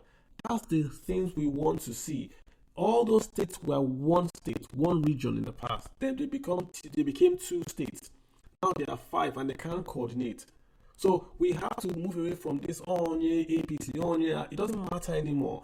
Coordinate. All those 5 states should form a development fund. They put development fund in. It's one fund, one contractor. Go to China and bring in a guy to build railway across the board.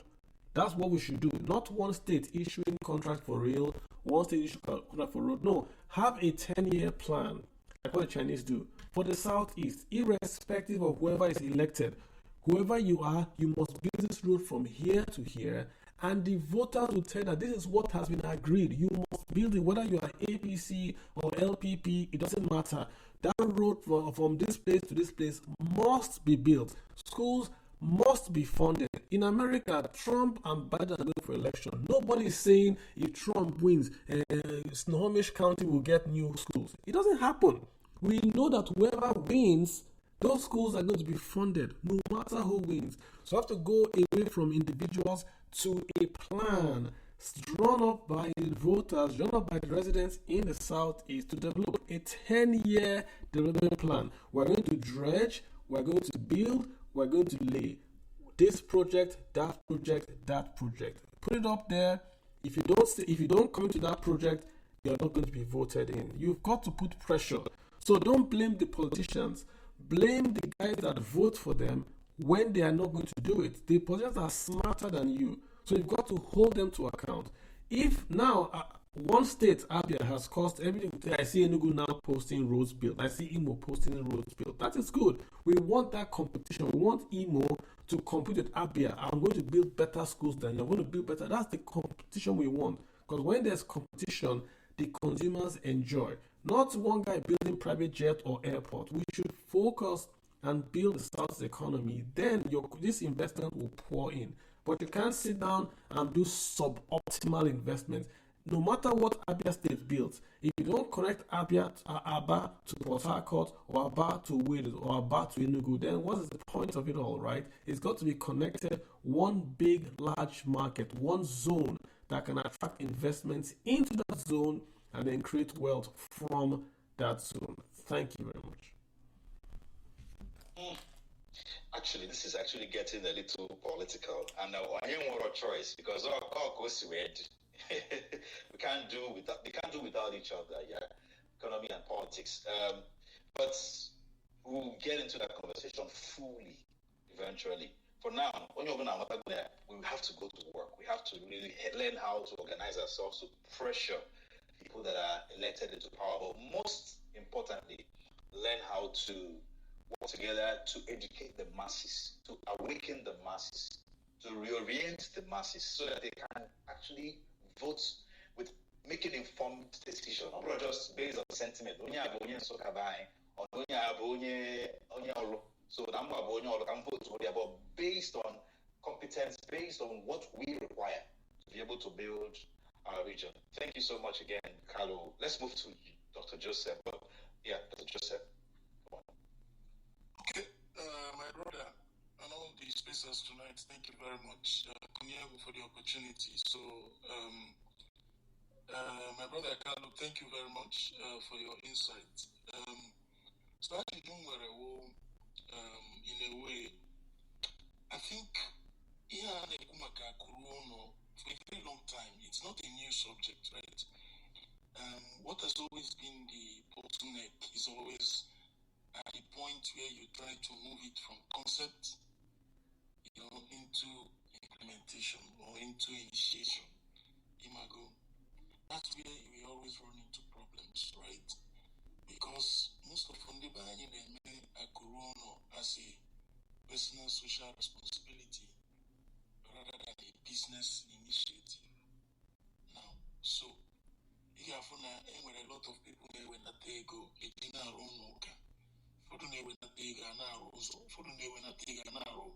different things, but there are a lot of when they go, business. And just like you rightly pointed out, that consolidated approach, a vehicle, so to speak, an SPV, people that again, and then when they buy into this kind of activities, but they've rather focused a lot of their attention on Lagos, Port Harcourt, and Abuja. Maybe where returns are more guaranteed and quicker. Imago. For example, you gave an example of AfriInvest. AfriInvest is really managed, technically speaking, by Onyebani. I think it's Ikechi and his team. Many other equity investment managers in Lagos, a lot of them. Now the question is, KD, first question, how do we migrate the capital returns that our people are making to move from personal social responsibility into business investments that will yield return? And then what is the kind of advocacy necessary? Wherever they are, that Nego and Igbo, is money that can yield investment probably at the level or higher than whatever they can get anywhere else in the world. So that's number one question. How do we move the mind of the people from you when I take it, you around into when I take no business can I be the kind of vehicle, how can it be implemented, right? Then the second one, the approach the better. Is it government led or is it private sector led? Now, when you say private sector, in the past, Jack, something nowhere.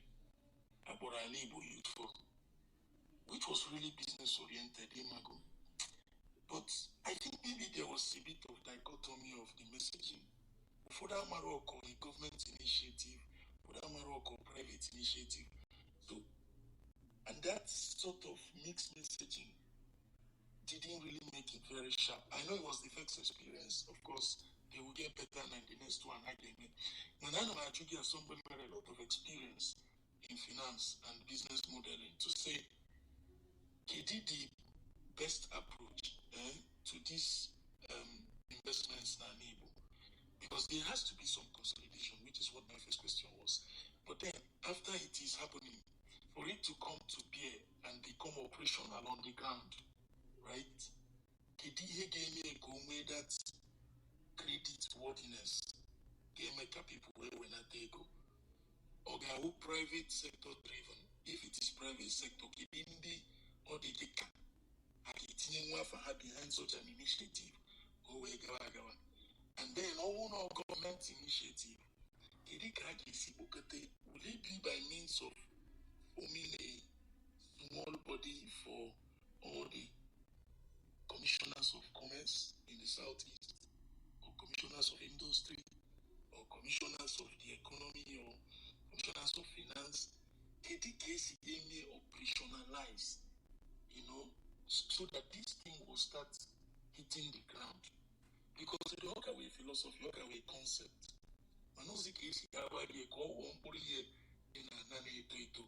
that is really my concern. And I would like you to shed more light on it. Thank you very much. Yeah, so real quick, right? Success attracts people. When you succeed, investors come in. You don't have to um, do anything to attract investors. Investors want success. So the way it has to go is that one or two people will be successful, then everyone then floods in. Which is the point I'm making about if you have your economic forum in your only two town union, it's not everyone that's going to join. If you are going to join and say, okay, let me invest in this vegetable export business to Canada, that guy is going to go in, either he loses money or he makes money. If he makes money, the next meeting, there will be more people at that meeting that want to invest. And that's how you then create this critical mass of investors that are looking for investable deals. Silicon Valley did not start overnight. American PEs did not start overnight. There's lots of failures, a lot of hard work that goes into building that critical pathway for investing, right? The Indians did not all get successful. Many Indians lost their money in this hotel or filling station deal. But the bulk of the stories have been positive. Why do Nigerians play football now? Why do we send our kids to learn football? Because we've seen success from soccer. We haven't seen a lot of success in agriculture. There are too few stories that this person went into agriculture and he made billions from agriculture. When you go to Brazil, you have billionaire farmers exporting soybeans to China. So in Brazil, you see many people doing soybeans farming or to export. So you have to get success, and then that success will attract the investors in. But what you need now is to create that structure. How can you get the folks that have capital to the folks that need capital? Who is going to do the process, the process systems and people? Who does that part of it? If you are a smart person, remember that when people are looking for gold, you should be selling shovels. If you don't have a job, market yourself, build a company around verification, around verifying documents. People abroad hear lots of stories. Oh, I'm this, I'm that. Build a company around that. That's an opportunity for you. But to summarize the answer, it is business would go where it sees success. So your job is just to build out the framework, the infrastructure. That's what the state investment promotion, that those things always have, Abia State Investment Promotion Company. That's what it should do. If I was in that position in Abia State Investment Promotion abroad, I would just do this diaspora thing. And people take money from the poor in diaspora and invest in Abia. That's what I've given to you. And it can work immediately. And once you do it, once other states that is working, they start to copy you. So the first mover, whoever does this first, people like, why didn't we do it ever since? Why wasn't it ever done a long time ago? But you are sitting on a diaspora that's got millions. The richest Nigerians, the richest black people abroad here are mostly Nigerians. That are the doctors in Maryland, doctors in Houston. They are mostly Nigerians. So if they're mostly Nigerians, then you would say at least 40% guaranteed are from the Southeast. So if you have that level of investable capital sitting in America that can give you $1,000, why aren't you tapping them? Okay, the name of our universities, University of Nsukka, University of Nigeria, Nsukka, the alumni of that university, if you combine their net worth, I'm sure it will approach $1 trillion in dollar terms. The combined alumni of that University of Nigeria, do they have an endowment fund? The last one I was in school, in that school, it was the demand from, is it Nemit, that had built something in the university, in Enugu. He had done an investment there. But does the University of Nigeria have an endowment fund? Which university in the Southeast has an endowment fund? So what are we talking about? Even Peter Obi says, so he brought a doctor from UK or America to set up a heart clinic in the school there in Anambra. But that university doesn't have an endowment fund. Can't we see what Harvard are doing? So we have to institutionalize these things. I love Aristotle, but we've got to make these things institutionalized so that whoever is there, we just let things carry on. If you set up an endowment fund today, you do not have to worry about a kobo for tuition for children of the Southeast going forward. Do you know that it means that anyone in the Southeast that is living in America can donate money to that endowment fund and get a tax write-off in America if you set it up properly. So why haven't we done it? Who is stopping us from doing it? Is it the government? No, it's not the government. It's that we are not interested. We like to talk, but don't want to get our hands dirty in doing these things. So go and get young people that are hungry for to accomplish things and put them in charge. Put them in charge. Say your job is commissioner of endowments. Go to America and set up an endowment. I'm not going to. Many people will take that job without pay. Go to Amazon. They're Nigerians. Go to Facebook. They're Nigerians. Go to any company you go to in this country, in America, they are Nigerians. So if they're Nigerians, then you are sure that at least 30% are Igbo. They will do this job for you without a penny. You can't even pay them. So build the plumbing, then the bills will take care of itself. I repeat that again, yeah? Oh, thank you. Thank you so much. Casey. Carlo, thank you so much, man. Again, a lot of ideas. I know for so many collaborations. I need email as a people. I like my ideas need share because we learn one or two things from it. I know they're not very important. Most importantly, more I am now. What I hear the most is we need a structure, we need a hub, we need somewhere we can come together and discuss ideas. But I want to take you back. I want to take you back politically to Igbo before. A lot of the things that you said seems to be like no structure in anywhere else. We don't have the structure in place. And a lot of it seems like there's a lot that's dependent on the government. And I need, forward-thinking people who can actually help and know what they are doing. But we lack them. We lack some of the ideas. Even money, ego Hanway, that they could have possibly even invested in the people. A lot of them have chosen to do so many different things. So we're not really relying on them a lot. It was that. So how can we then collaborate with them to be able to make some of these things possible from a business perspective or body politically? So how can we be able to work with the government? Because it seems to be there needs to be a bridge. So I need to build this bridge. What are the steps and how can we accomplish it? Okay, let's talk about Nollywood. Who built Nollywood? Was it the government? No, it was private individuals that built Nollywood to the third largest grossing movie industry on earth. No government money, individuals. They were not even trained in movies or in business. They just built it. So imagine if the government actually had a plan to build Nollywood. What would have happened? It would have surpassed now Hollywood or Bollywood in terms of quality. The point I'm making is that you can't wait for the government. The government's role, government doesn't think like the private sector. It comes after, then it creates structures to build out or to scale what already exists. If Nollywood occurred in Singapore, by now they would have taken that industry, created their laws, attracted investment, scaled it 50 times what we're doing in Nollywood today. 50 times attracted investment. You'd have had Paramount and Columbia in Singapore doing all that. But today in Nigeria, we seem to have grown, then we stopped. Right? Well, what else has come from Nollywood? Where is the film village? Tinapa was going to have a film, but where's the film village, right? Where is the school for photography and videography in Nigeria that you can go learn how to do digital movies? Now there's AI. So in the next 10 years, you're not going to have human actors anymore.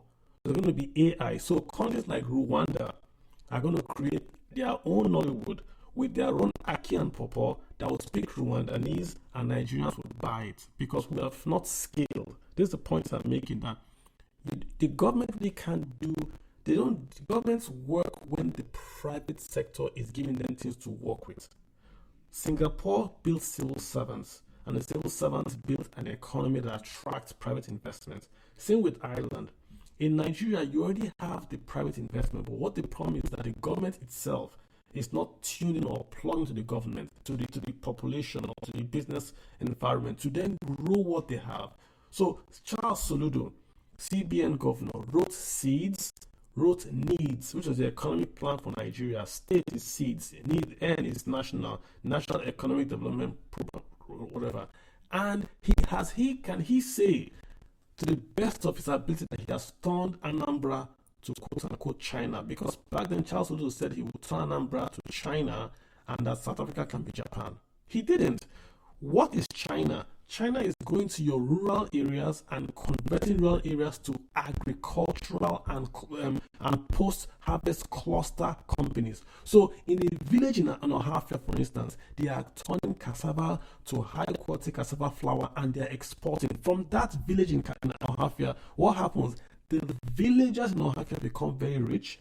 Then they can send their children to that school that is paying 5 million per term. A farmer will send his child to a 5 million per term school. What happens? The child learns and comes back to the village and scales that his father's cassava factory into a global company that now supplies Walmart with cassava flour. That's what China did. Rural areas, they solved hunger. Then they went to cluster manufacturing on the coast. They solved that. Then they went to internal manufacturing of components and slowly started to replace the Western companies that were on the coast. You can do the exact same thing. That's what the government of Nigeria has not done. And I don't think they'll do it tomorrow. But you and I on a private space can start it tomorrow. That's the point. So take it up. Take it up tomorrow. There are many local governments that have richer people, but they don't have quote unquote leaders that can connect those dots, get put together and move on.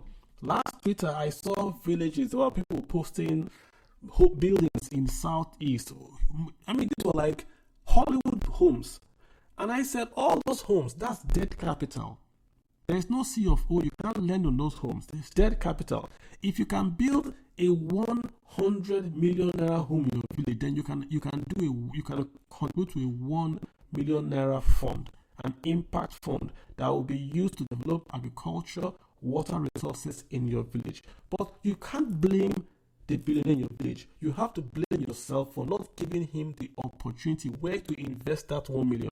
So if that rich guy that came home for Christmas wants to invest $1 million in your community, where will he do it? He doesn't have time to do long-term trade. He wants to give you the money and go back. The same way he gives the state of Maryland money and goes back. So create that structure for him and make sure that structure is auditable, is verifiable, and can do the job.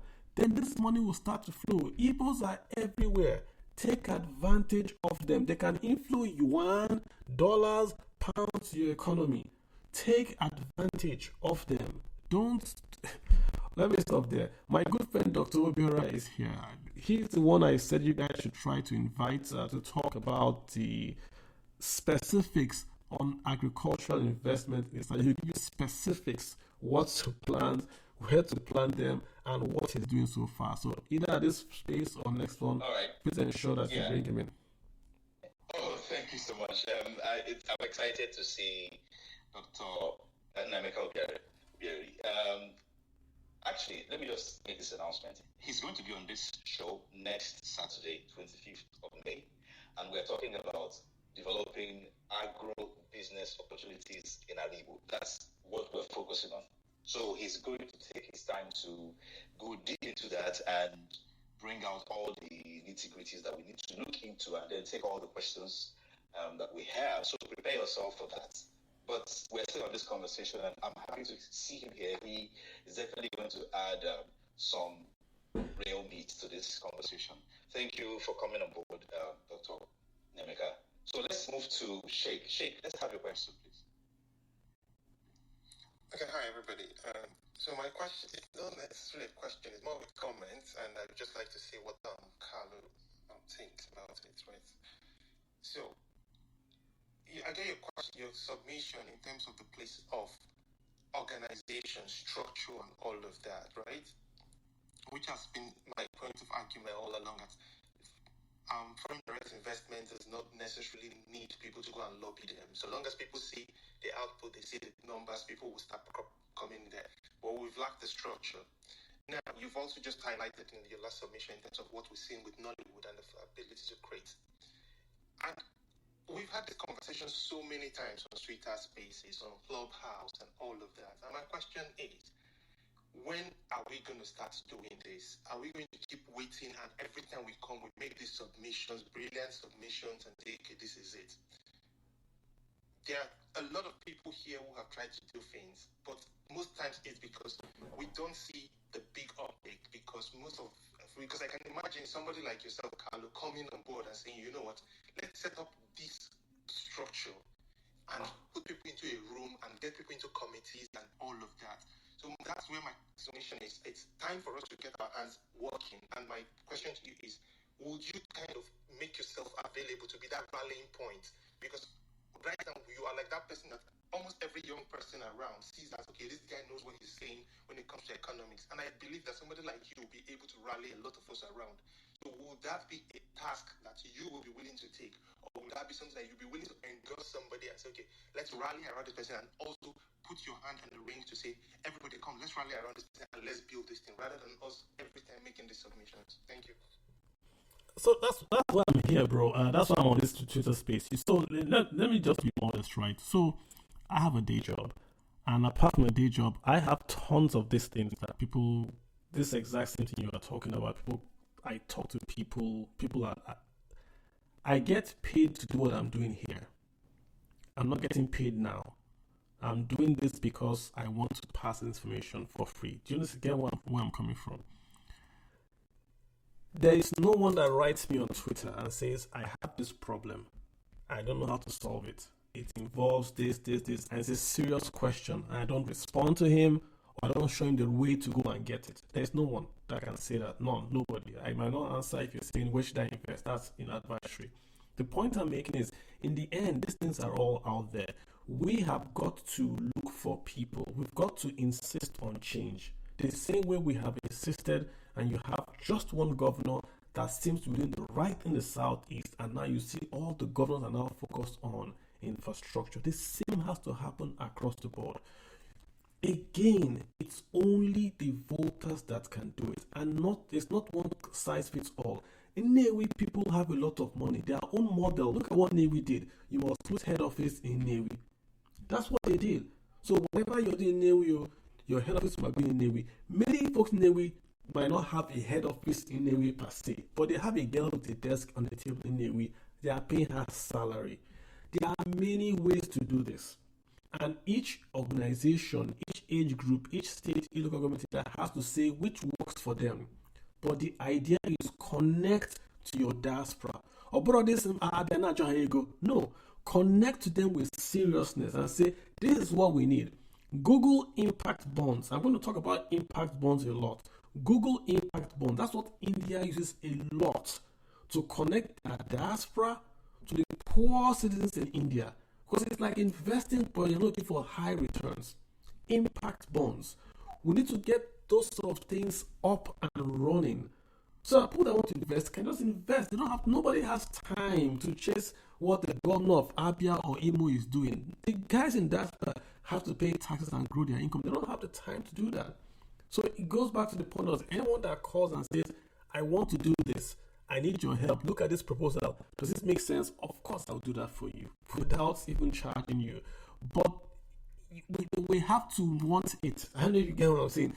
People have to want it. You are all young. There's the internet. You can get any information you want. And there are so many opportunities out there to invest. So many companies now in America are chasing diversity. They are looking for a credible place where they can say we partnered with these people and we change the life of these people. But they're also worried about fraud. So they need someone that will say, I credentialized this organization. If you work with this organization, you can do things. I belong to a fraternity that started in Nigeria. And every year, these guys have invested back home in Nigeria. They set up a tax, a 501c3 company in America. So when I give them money, it's tax advantage. They support Cheshire homes. They support old people's home. They support scholarships in the rest of Nigeria. They've been doing it quietly. It's just a group of people. They donate money, and every year they give 3 scholarships. They fund children's homes back in Nigeria quietly, without any noise. They've been doing it. And I know there are many others that do it. But these guys have created the structure, which is why their doctors and the rest can donate to that organization because they know that the organization is going to send the money back to Nigeria and invest it. So again, it's back to the main point. Set the structure up and these things take care of themselves. Without the structure, it becomes personal and nobody's going to waste time with a personal initiative. It doesn't just look good. Thank you so much. Yeah, thank you. Wonderful. Thank you, Carlo. This is getting interesting. Dr. Nemeka, would you like to chime in here? Yes. Good evening, my brothers. My brother Carlo, thank you so much. Thank you for your contribution. Akurulo investment opportunity is something every one of us must always embrace. And like Carlo said, we are not just talking about it, we are doing it. And as I can, basically what we are trying to do is bring in investment into the Southeast. And I will share with us some of the things we are doing. We have established clearly an audacious plan to do 690,000 greenhouses in the 1,246 electoral wards in the 5 Southeast states within the 95 local government areas. And as currently we have done about 620 and we are on. The plan is by the end of 2026, we'll be able to do 18,960 greenhouses. It will take about $243 million to do it. It's under what we call the MCDPP framework, missions, community, diaspora, private, public partnership investment. And the plan is annually we'll be able to generate about $473 million revenue in the southeast of Nigeria. And a lot of people have impressed it, diaspora Nigerians, even those in Nigeria. If you have any of your properties that are gated and that are fenced, we will come with you and we will provide 50% equity funding. You provide 50% equity funding. We will do greenhouse investment to enable us to do vegetables. The normal thing that those who live in the arid desert have been used with threatening us, the tomato, the habanero pepper, the bell pepper, carrots, and the onions. And we are doing it, and we are doing it massively. The plan is to be able to do about 260,000 tons of veggies across all the value chain. And that is what we are doing. And people have embraced it. Other states, thank God for Dr. Alex Choma Uti, who have empowered the mayors. Mayors are not like the normal urchins who are appointed as local government chairmen.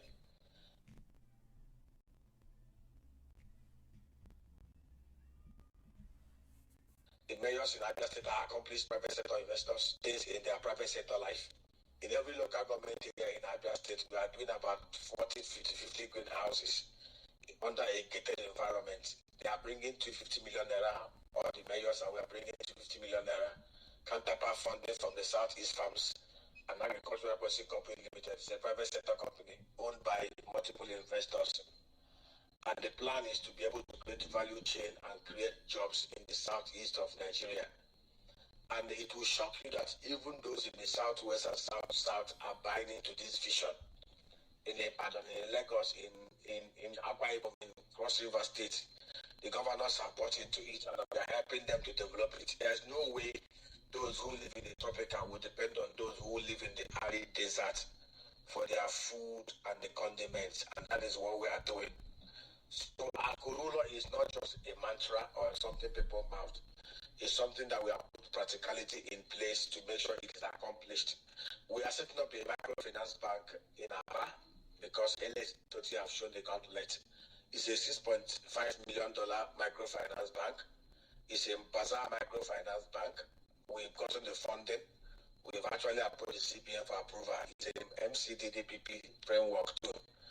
And the whole framework is to enable us to fund the 330,000 MSMEs in our back cluster. Train, empower, fund. is we are not going to be like the criminal banking system in Nigeria where people are sent to prostitute and to do all manner of urges to be able to get deposits. We're not able to give deposits. We will fund enterprises based on clusters and cooperatives. In every community, people know those who are the good, the bad, and the ugly. So across the all artisanal level, across the all farmer level, we are going to put people, if you are a farmer that is involved in cassava, we'll put them in cooperative. If you're vulcanizers, we'll put them in cooperative arrangements. If you're tellers, cooperative arrangements. If you're vulcanizers, cooperative arrangements. Across the artisanal levels in Nigeria, basically people know who they are, the bad, the ugly, and the bad, the good, and the ugly. So we will provide training to make sure that we eliminate quackery in the system. We'll provide empowerment and we'll provide funding. The initial funding is $6.5 million in place. Our plan is to grow it to about $100 million, and it's actually going to be for Abia State because Alex Shomauti has provided us the leadership that we require to grow wealth in Abia State. Every other governor in the Southeast State willing to do the value chain that Alex Oti had done in Abia State can come in and allow us to come and help them. It's something very interesting. Like I said, 18,690 greenhouses because the governors have refused to ban open grazing and enforce it. Nobody will want to provide investments in an environment that is not secure. Between 2016 and 2023, we lost over 328 million naira in Abia and Imo State. And I will not encourage anybody to lose his own money. So we have adopted a measure and a program that mitigates most of the identified risk. Greenhouse is the way to go. And we are doing it under gated environment that provide us with unique securities that does not allow the militia and the criminal herdsmen to encroach into our properties to destroy our value chain. So that is what we are doing. For those of you who are not aware, food inflation is over 100%. Forget the NPS record. Inflation rate is not at 3%, it's over 67%. But we will not allow ourselves to be caught napping. Basically, what we have done is to ensure that we do not allow ourselves to be caught napping by what is happening in Nigeria. By the end of third quarter and fourth quarter, food inflation will go up by almost 80%. The whole of the Northwest and North Central have been decimated by bandits and insecurity. And we're not going to lament and keep ourselves vulnerable. We must do something that must empower our people. And that is what we are doing. Across every of local government areas, territorial zones in the Southeast, we are creating rice value chain, 250 hectares of rice value chain in every of the senatorial zones in the 95 local government areas in the Southeast. And it's a BPP framework. We are setting up processing plants. We are doing degrees per sheet, and we are going to set up 20 tons per day processing plant to enable us to process enough rice to make sure that our people do not go hungry. Cassava value chain, we are doing it. So, and interestingly, the diasporas are responding. To shock you, I was privileged in March to speak to the class of 76 to 82 graduates of University of Ibadan. These are grandfathers. I don't know how good most of us on this Twitter space is, but I can tell you, graduates of 1976 to 1982 of University of Ibadan, grandfathers are willing to bet in their dollar, 80% of them are in America and the UK, to grow wealth in the Southeast. And what we have done is to provide them with the integrity, with the passionate creativity, with the honesty that they require to make sure that we provide them with the platform to grow wealth under the mantra of Akuruolo in such a way that they do not lose their monies and everybody is happy. So guys, Abia State is the right place. We're in Abia State, we are in Anambra State. You know, I am one of those who do not believe in the politics of Charles Soludo. But I can tell you the insecurity in Anambra State is not of his making or the making of Anambra State. Every insecurity in Anambra is from Imo State, from the Osun and the Olo axis because of the criminals that we have in Imo State. The insecurity in Abia State is from Imo State, but of course, elections have been able to cut them to shreds. And I pray that Soludo will wake up and be able to do the rest of Anambra State.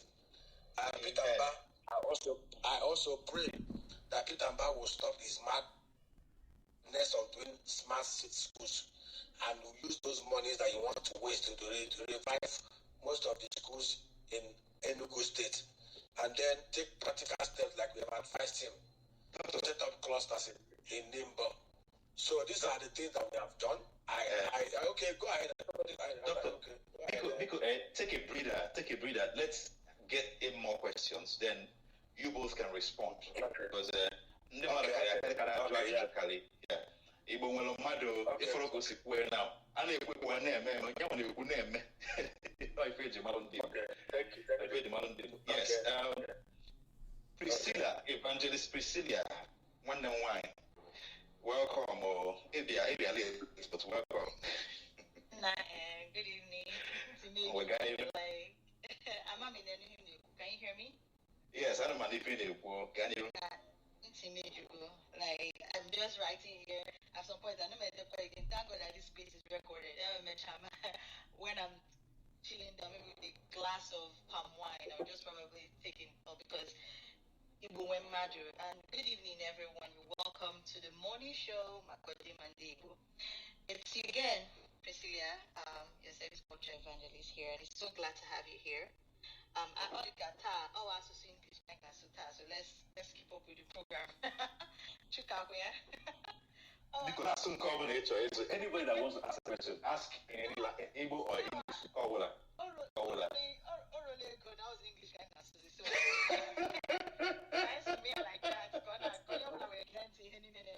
It's not after that. What you guys say? On news quite here, now say an Igbo. So I'm a super French. It's all French. We're fine. It's fine more than Igbo or English. We're fine. What I mean investments. All right. So good to have everyone here. If you're just joining us, big call you wake it down in the comment section. I will be asking the question here for everyone. Makanai, where a lot of us here on the spaces who want to be a part of this conversation. Some people might be on the speaker session, and thank you to everyone. And special thank you to our guest, Mr. Kalu. It's good to have you here. And also Mr. Nemeka, who just spoke. To everyone here as well. If you want to ask questions and are not so sure that you might get to the speaker session before the end of the spaces, please, you can ask in the comment section. I promise I would read this question. Chuka has promised to give me the opportunity to read your questions, and Mr. Kalu, like he has said repeatedly, he will answer your questions. So thank you so much for being a part of this show. And moving forward, we have Dreams, your next topic. Thank you.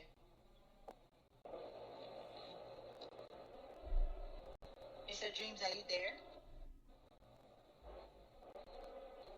Dream on ever. Chief watching the Yes, thank you so much. All right,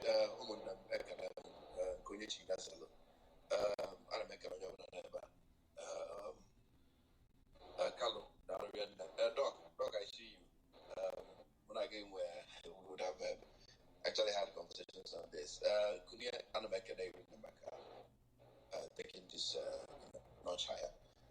Funding came out and host this similar space, business space where we talk about something dear to us. So I'm kind of happy.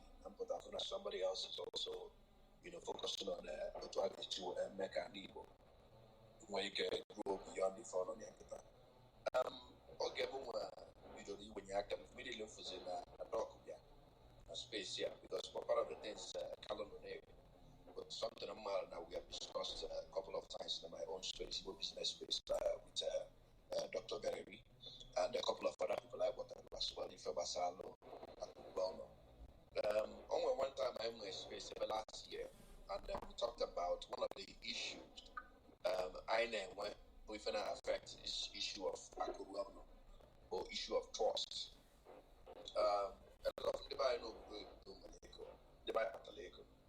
When I get to where Dr. He mentioned about the class of grandfathers that are really ready to invest their money, and I'm on one of my spaces. He talked about people bringing money and there, and he's also managing that and all of that. And eventually chip in and also will be question as well. I mean, Carlo and Dr. here to respond to that for issue of managing trust. We're gonna have a lot of people are developing excited, but then when things come to issues, we contribute to vehicle. Back here, all the difficult to really deal with people. One time, Doctor also mentioned that Lego, and at the end of the day, the person didn't get the money. If I a lot of them buy the money, especially outside the country, so they email invest. Now, Igbo, really. But the question, Kedoka is where we can manage because I'm not just also with an ego. Somebody like me, I'm with my own business, but on a smaller scale, into building industry and building materials and go those kind of things, timber, restoration, and those, yeah. But then when you want to look at it on a larger scale, things like to upscale, naked on a small, can move to medium and then of course to macro. The process in place. Make sure. It's just similar to what Dr. Berry put. But then I'm asking Carlo, of course, and they know finance, and they want a better understanding of how these things can work. Get a process in in place so that abroad, let's say $50,000 or $100,000, actually invest so that the money will not just go like that. Not just agriculture, but the only thing we can invest money heavily on, in as much as that is important. And I like the fact that Doctor and the team are already working on that. But to do well interest in any other industry or area, factually,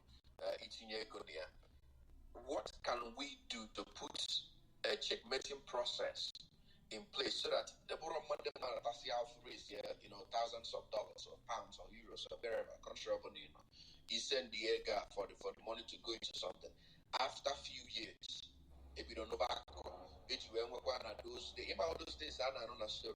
Then we're a time we are contributing money, build or something group of few persons eventually decided to eat the money and they run away with the money. And I know this kind of stories all the time, right?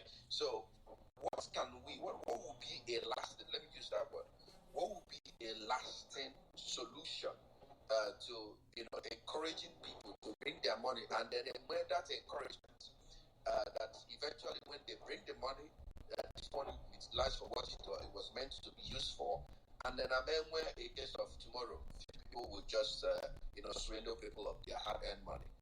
So Callum or Doc can actually bring on this. That's will be what I'll contribute for now. But I have more things to say, but let me just hold for now.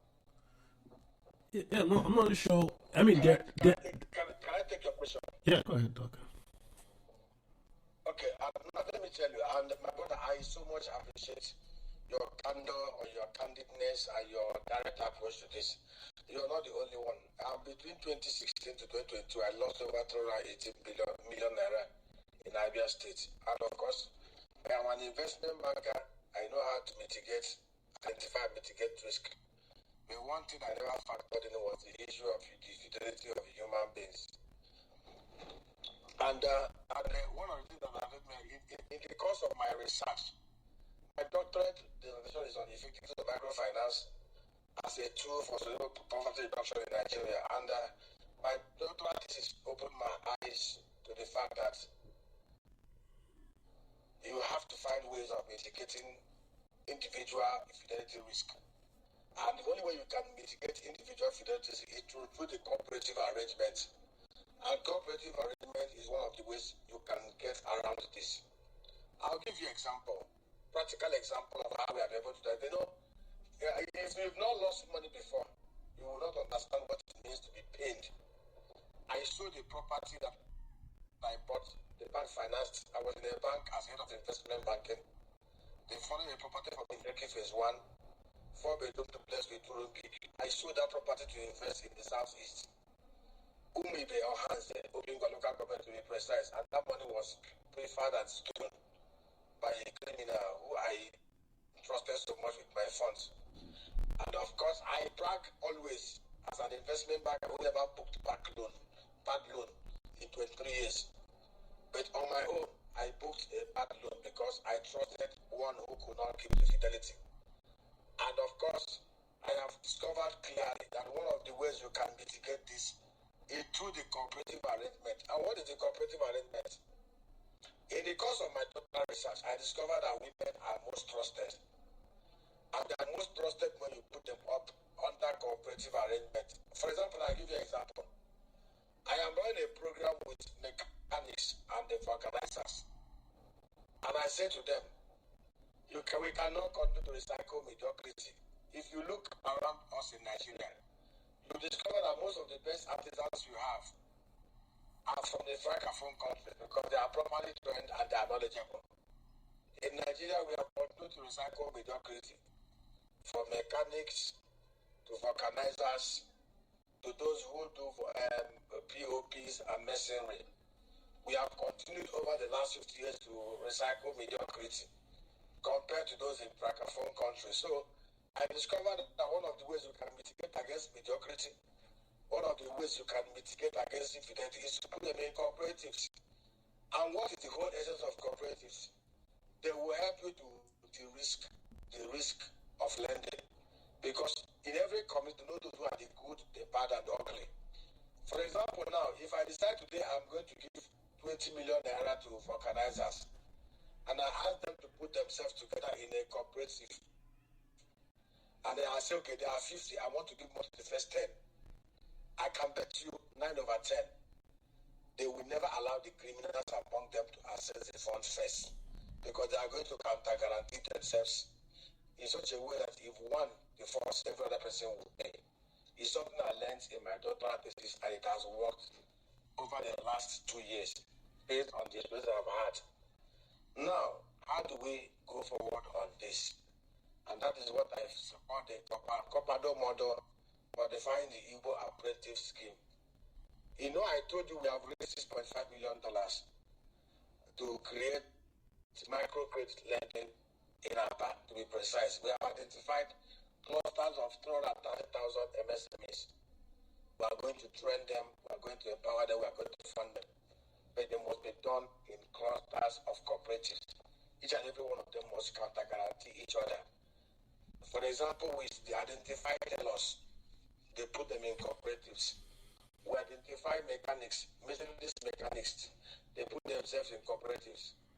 We identify shoemakers, they put themselves in cooperatives. We provide them with training. We're not going to recycle quackery in their labor. We train them, we provide them with necessary equipment to make them to produce productively. We empower them with the financial seed funding, and we recover our expenses and our profit. So that is the way we must go.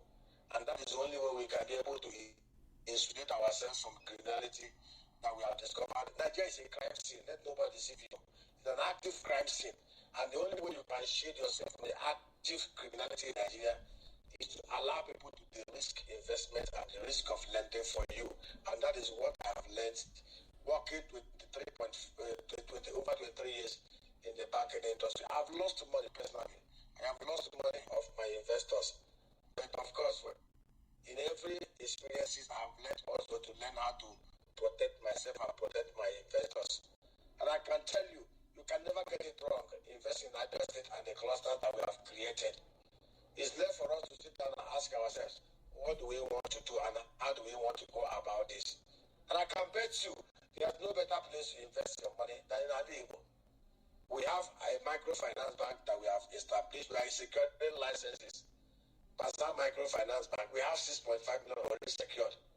And we are praying that those in Abuja will not play political with us and give us a license with them to seed investments and to provide funding solutions to those within those clusters that we have identified. Unkucha, I'm an Igbo man. Any man who has not experienced the bad will not be able to mitigate the bad and experience the good. And that is one thing I've learned. I have gotten my fingers burnt. gotten my legs burnt, gotten my first burnt. That will not put me away from investing at Igbo. It's something I've learned. I have my house in my village burnt. Factory I spent 98 million to do burnt. A big farm that I spent almost 13 million to do. The pigs slaughtered. And the pigs eaten by hungry boys. And they even wrote me a bill that they are hungry and they ate my pig and my pork. I am not bothered and nothing can stop me because I believed so much that some of us have been inalienably committed by God to make sure that we bring value to our community and to ensure that we do not miss the visions of Michael Obara, who in 7 years grew the biggest and the strongest and the most profitable and the most viable economy in the whole of Africa, growing at 9.5% per annum for 7 years. A medical doctor who was not seated in the act of governance but learned through practice, sincerity and honesty. So let nobody be discouraged. We will get it right. We will do it right and nothing can discourage us. It is something we must all do. Look at the very big opportunities. I say to everybody, Netherlands, 2 million hectares of land arable. Southeast, 2.8 million hectares of land arable. Netherlands does about 110 billion euros annually. We can do 210 billion euros annually. But we must be very sincere. We must be very honest. We must be very committed. We must be very sacrificial. We must decide if, like Esther, if I perish, no going back. I have invested most of my funds in Lagos, in the South, in Cocoa and Warri, 68 billion.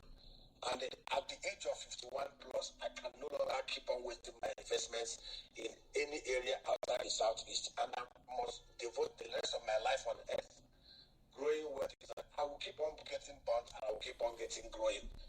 And I've identified risk. We've mitigated. Let us nobody lose fact. There is risk. Risk of insecurity, risk of the criminals or the political. But I can tell you, the greatest place to invest today is the Southeast. And we must not forget it. And we must protect ourselves. Let nobody forget this fact. There are risks. It is mitigable. Let us look at how we identify those risks, how we mitigate it, and how we grow collective wealth. Let me even tell you a story. I discussed with a doctor that from Abia State, a wife and a husband, both of them are medical doctors based in California. They invested their monies to develop 20 hectares of cassava. They wanted to do ethanol and flour. Their land were destroyed by Fulani S-men who destroyed 20 hectares of cassava farm.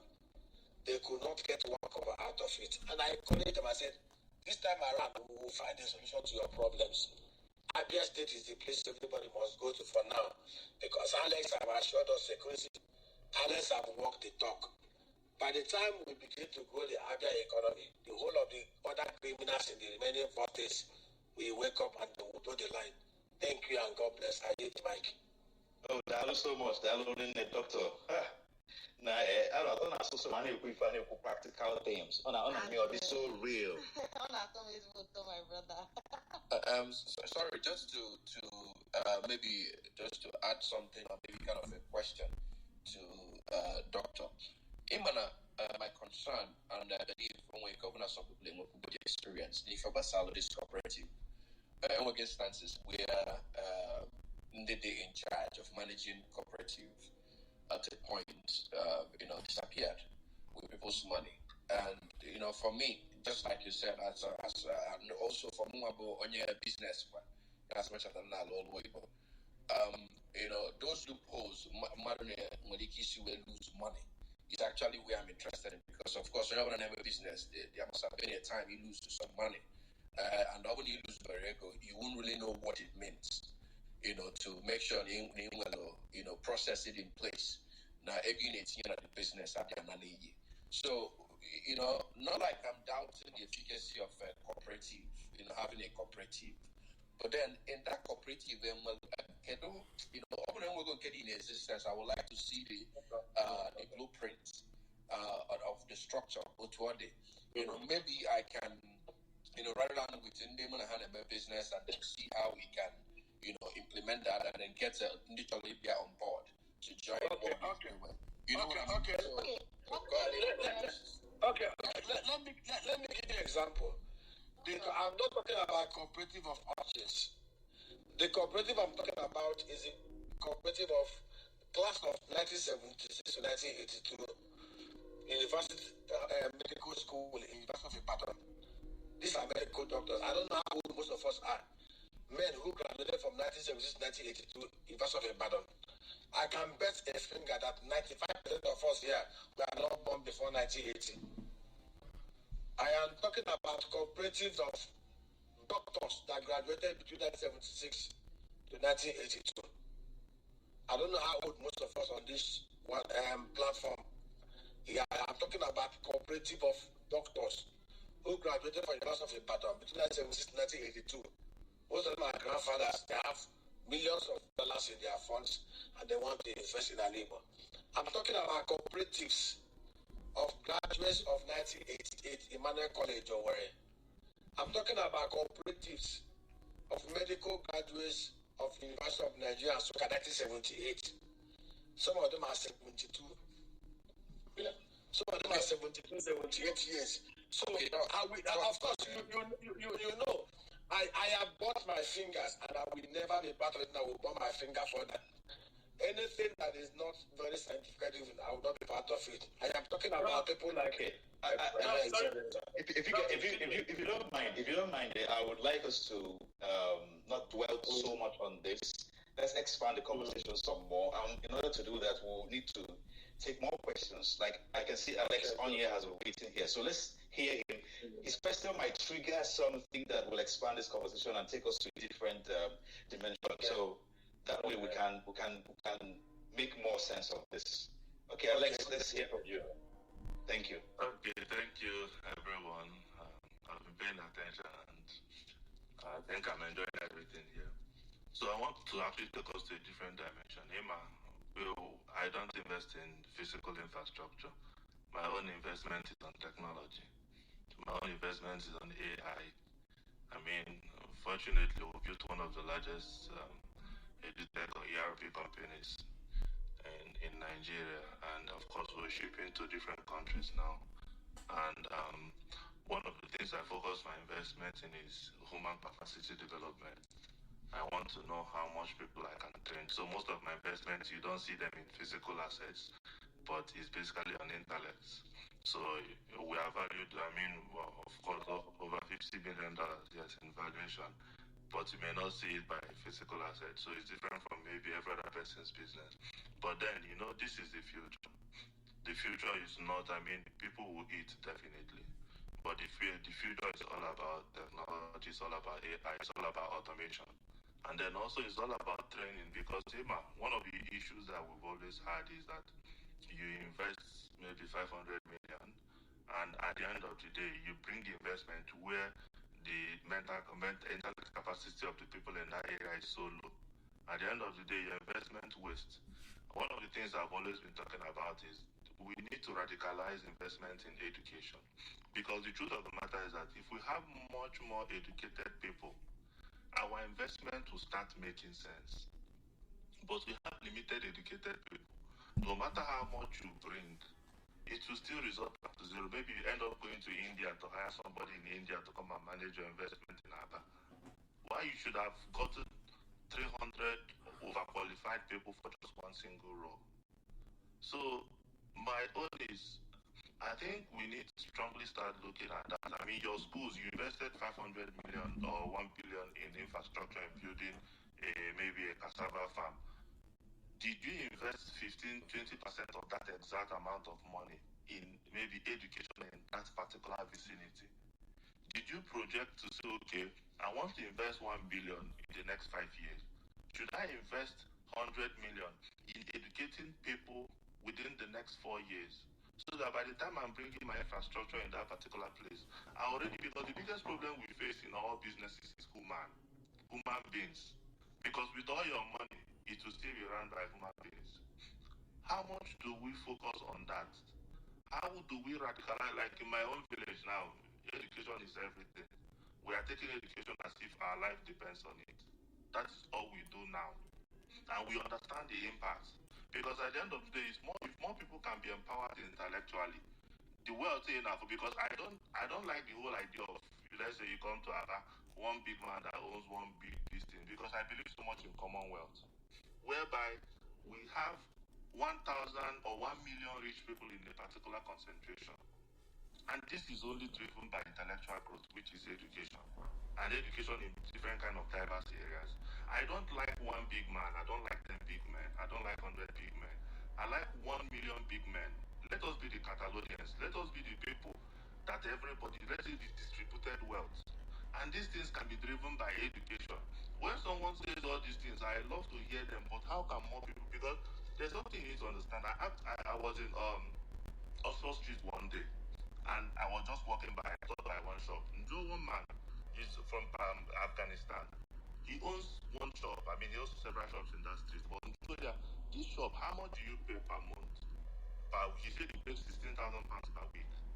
This is 16,000. He sells all those off-license things, cigar, coke, and all. So, how much do you make?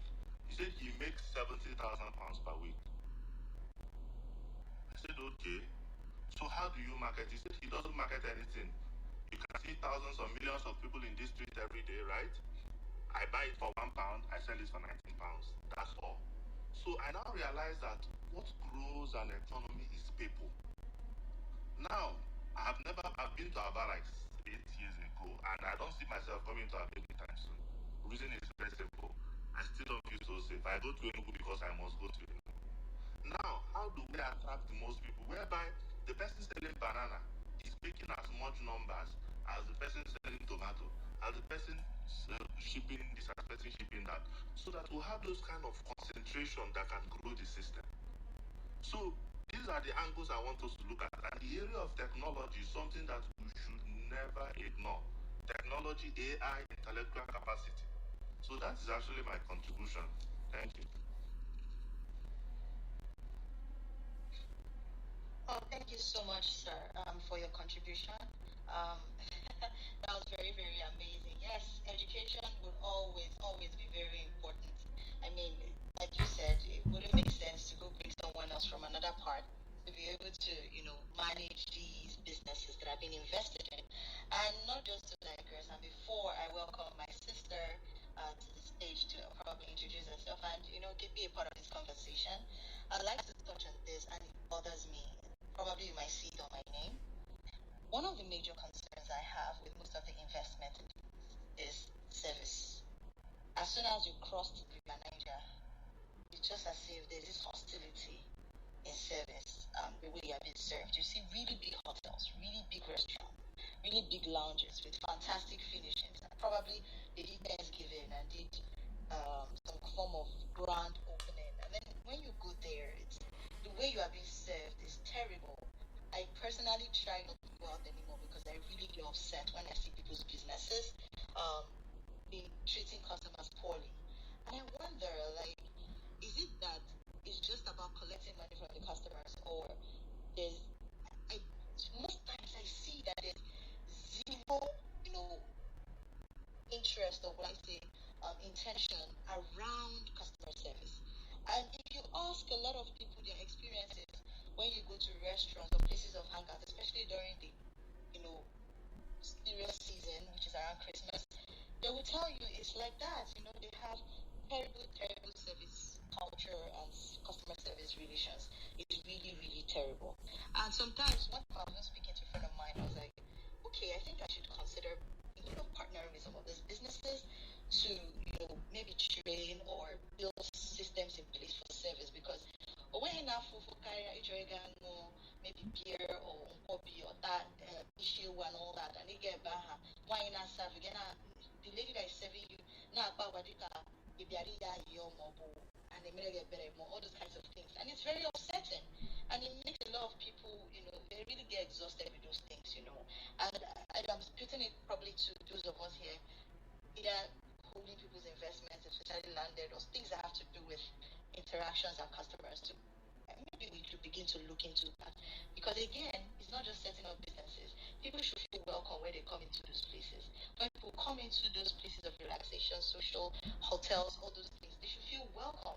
And that's where Japan, again, one of my favorite countries in that aspect, that's where they nail it, And I think that about saying I say Akubulo, let us consider Akuke Rulo. Let going to be fantastic.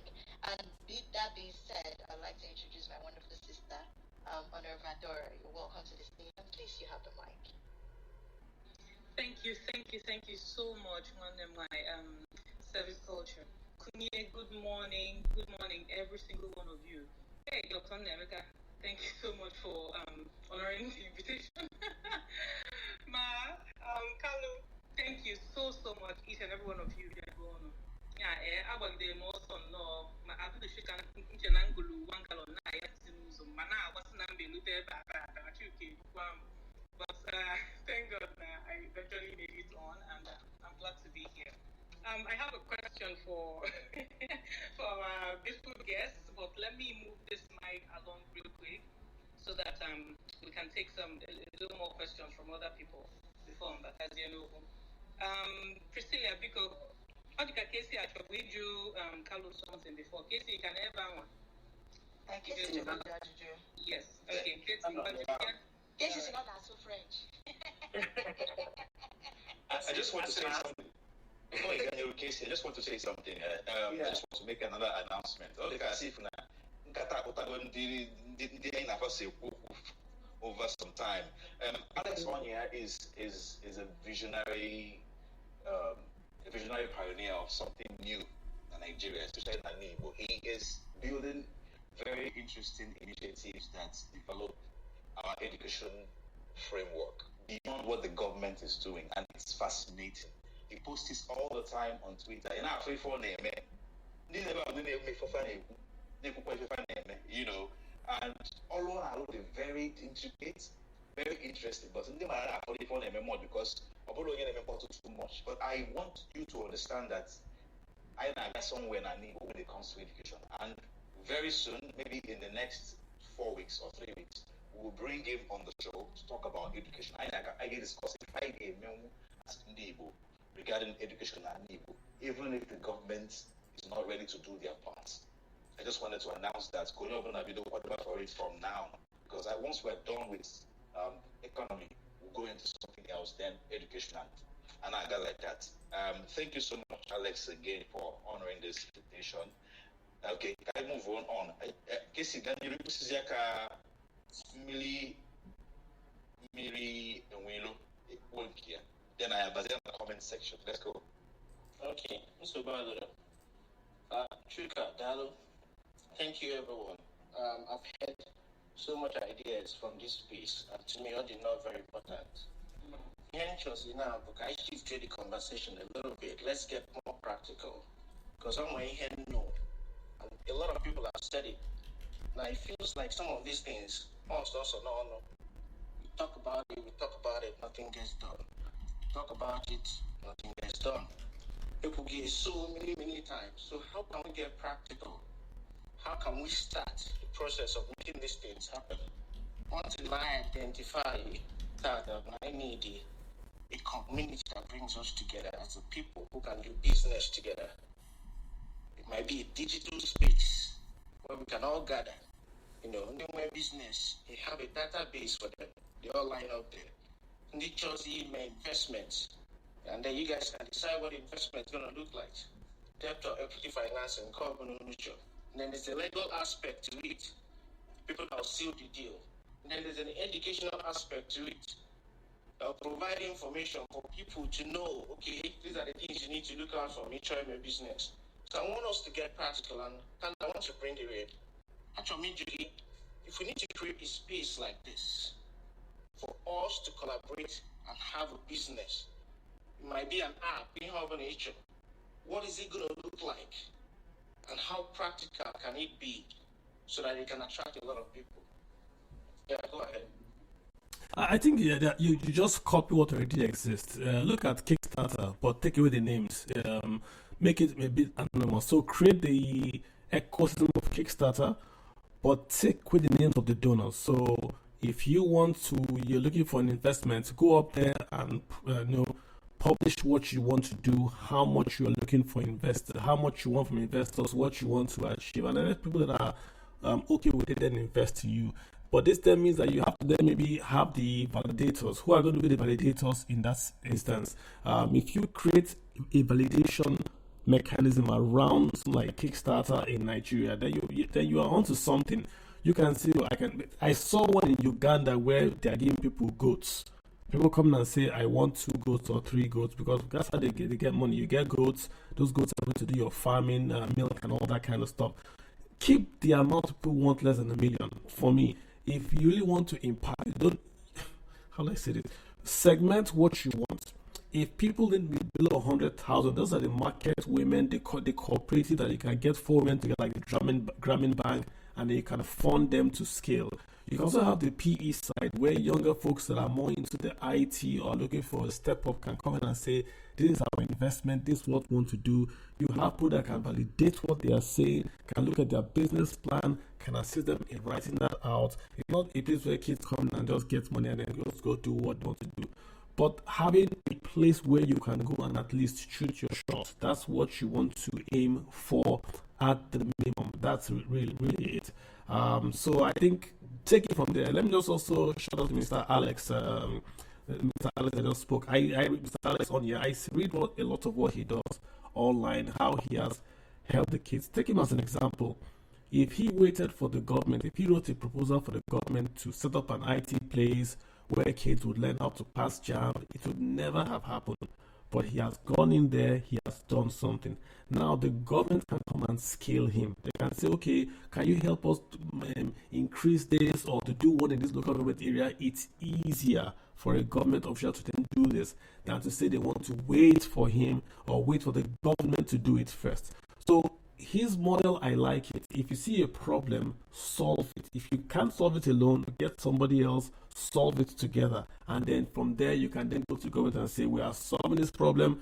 Come, we need this for me to scale further. That gives you can go further with that approach. The government is not going to help anybody. The Nigerian government is broke. They only invest in what they think would favor them to win the elections. So try to start on your own and then use the government to pass the laws to enable you to scale. That's just my own comment on this. Thank you so much.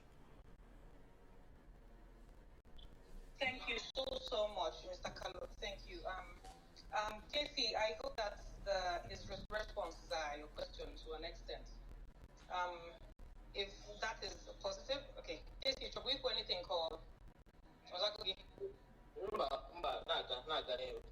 All right. Yes, ma'am. Because Mr. Kandel were to talk like that. So we would have to plan our. I want us to know that. Let us know that we have spent 3 hours here already, and Exactly. last time we were here for 4 hours, 30 minutes. I don't want us to do that again. We couldn't. We won't be able to. If you made any request over the last 3 hours that hasn't been accepted, is because we haven't been able to bring you in. Sometimes we click accept. Even the Indian neighbor accept. Priscilla and Adora are trying to come on as co-hosts. So we're having those glitches and on a fear, but just Maruna, your opinion matters, your questions matter. If you can't come on, you can put it on the comment section. I am Maluma, I can take it from there over here. But we have 30 minutes to go, so we have to maximize that and move very quickly.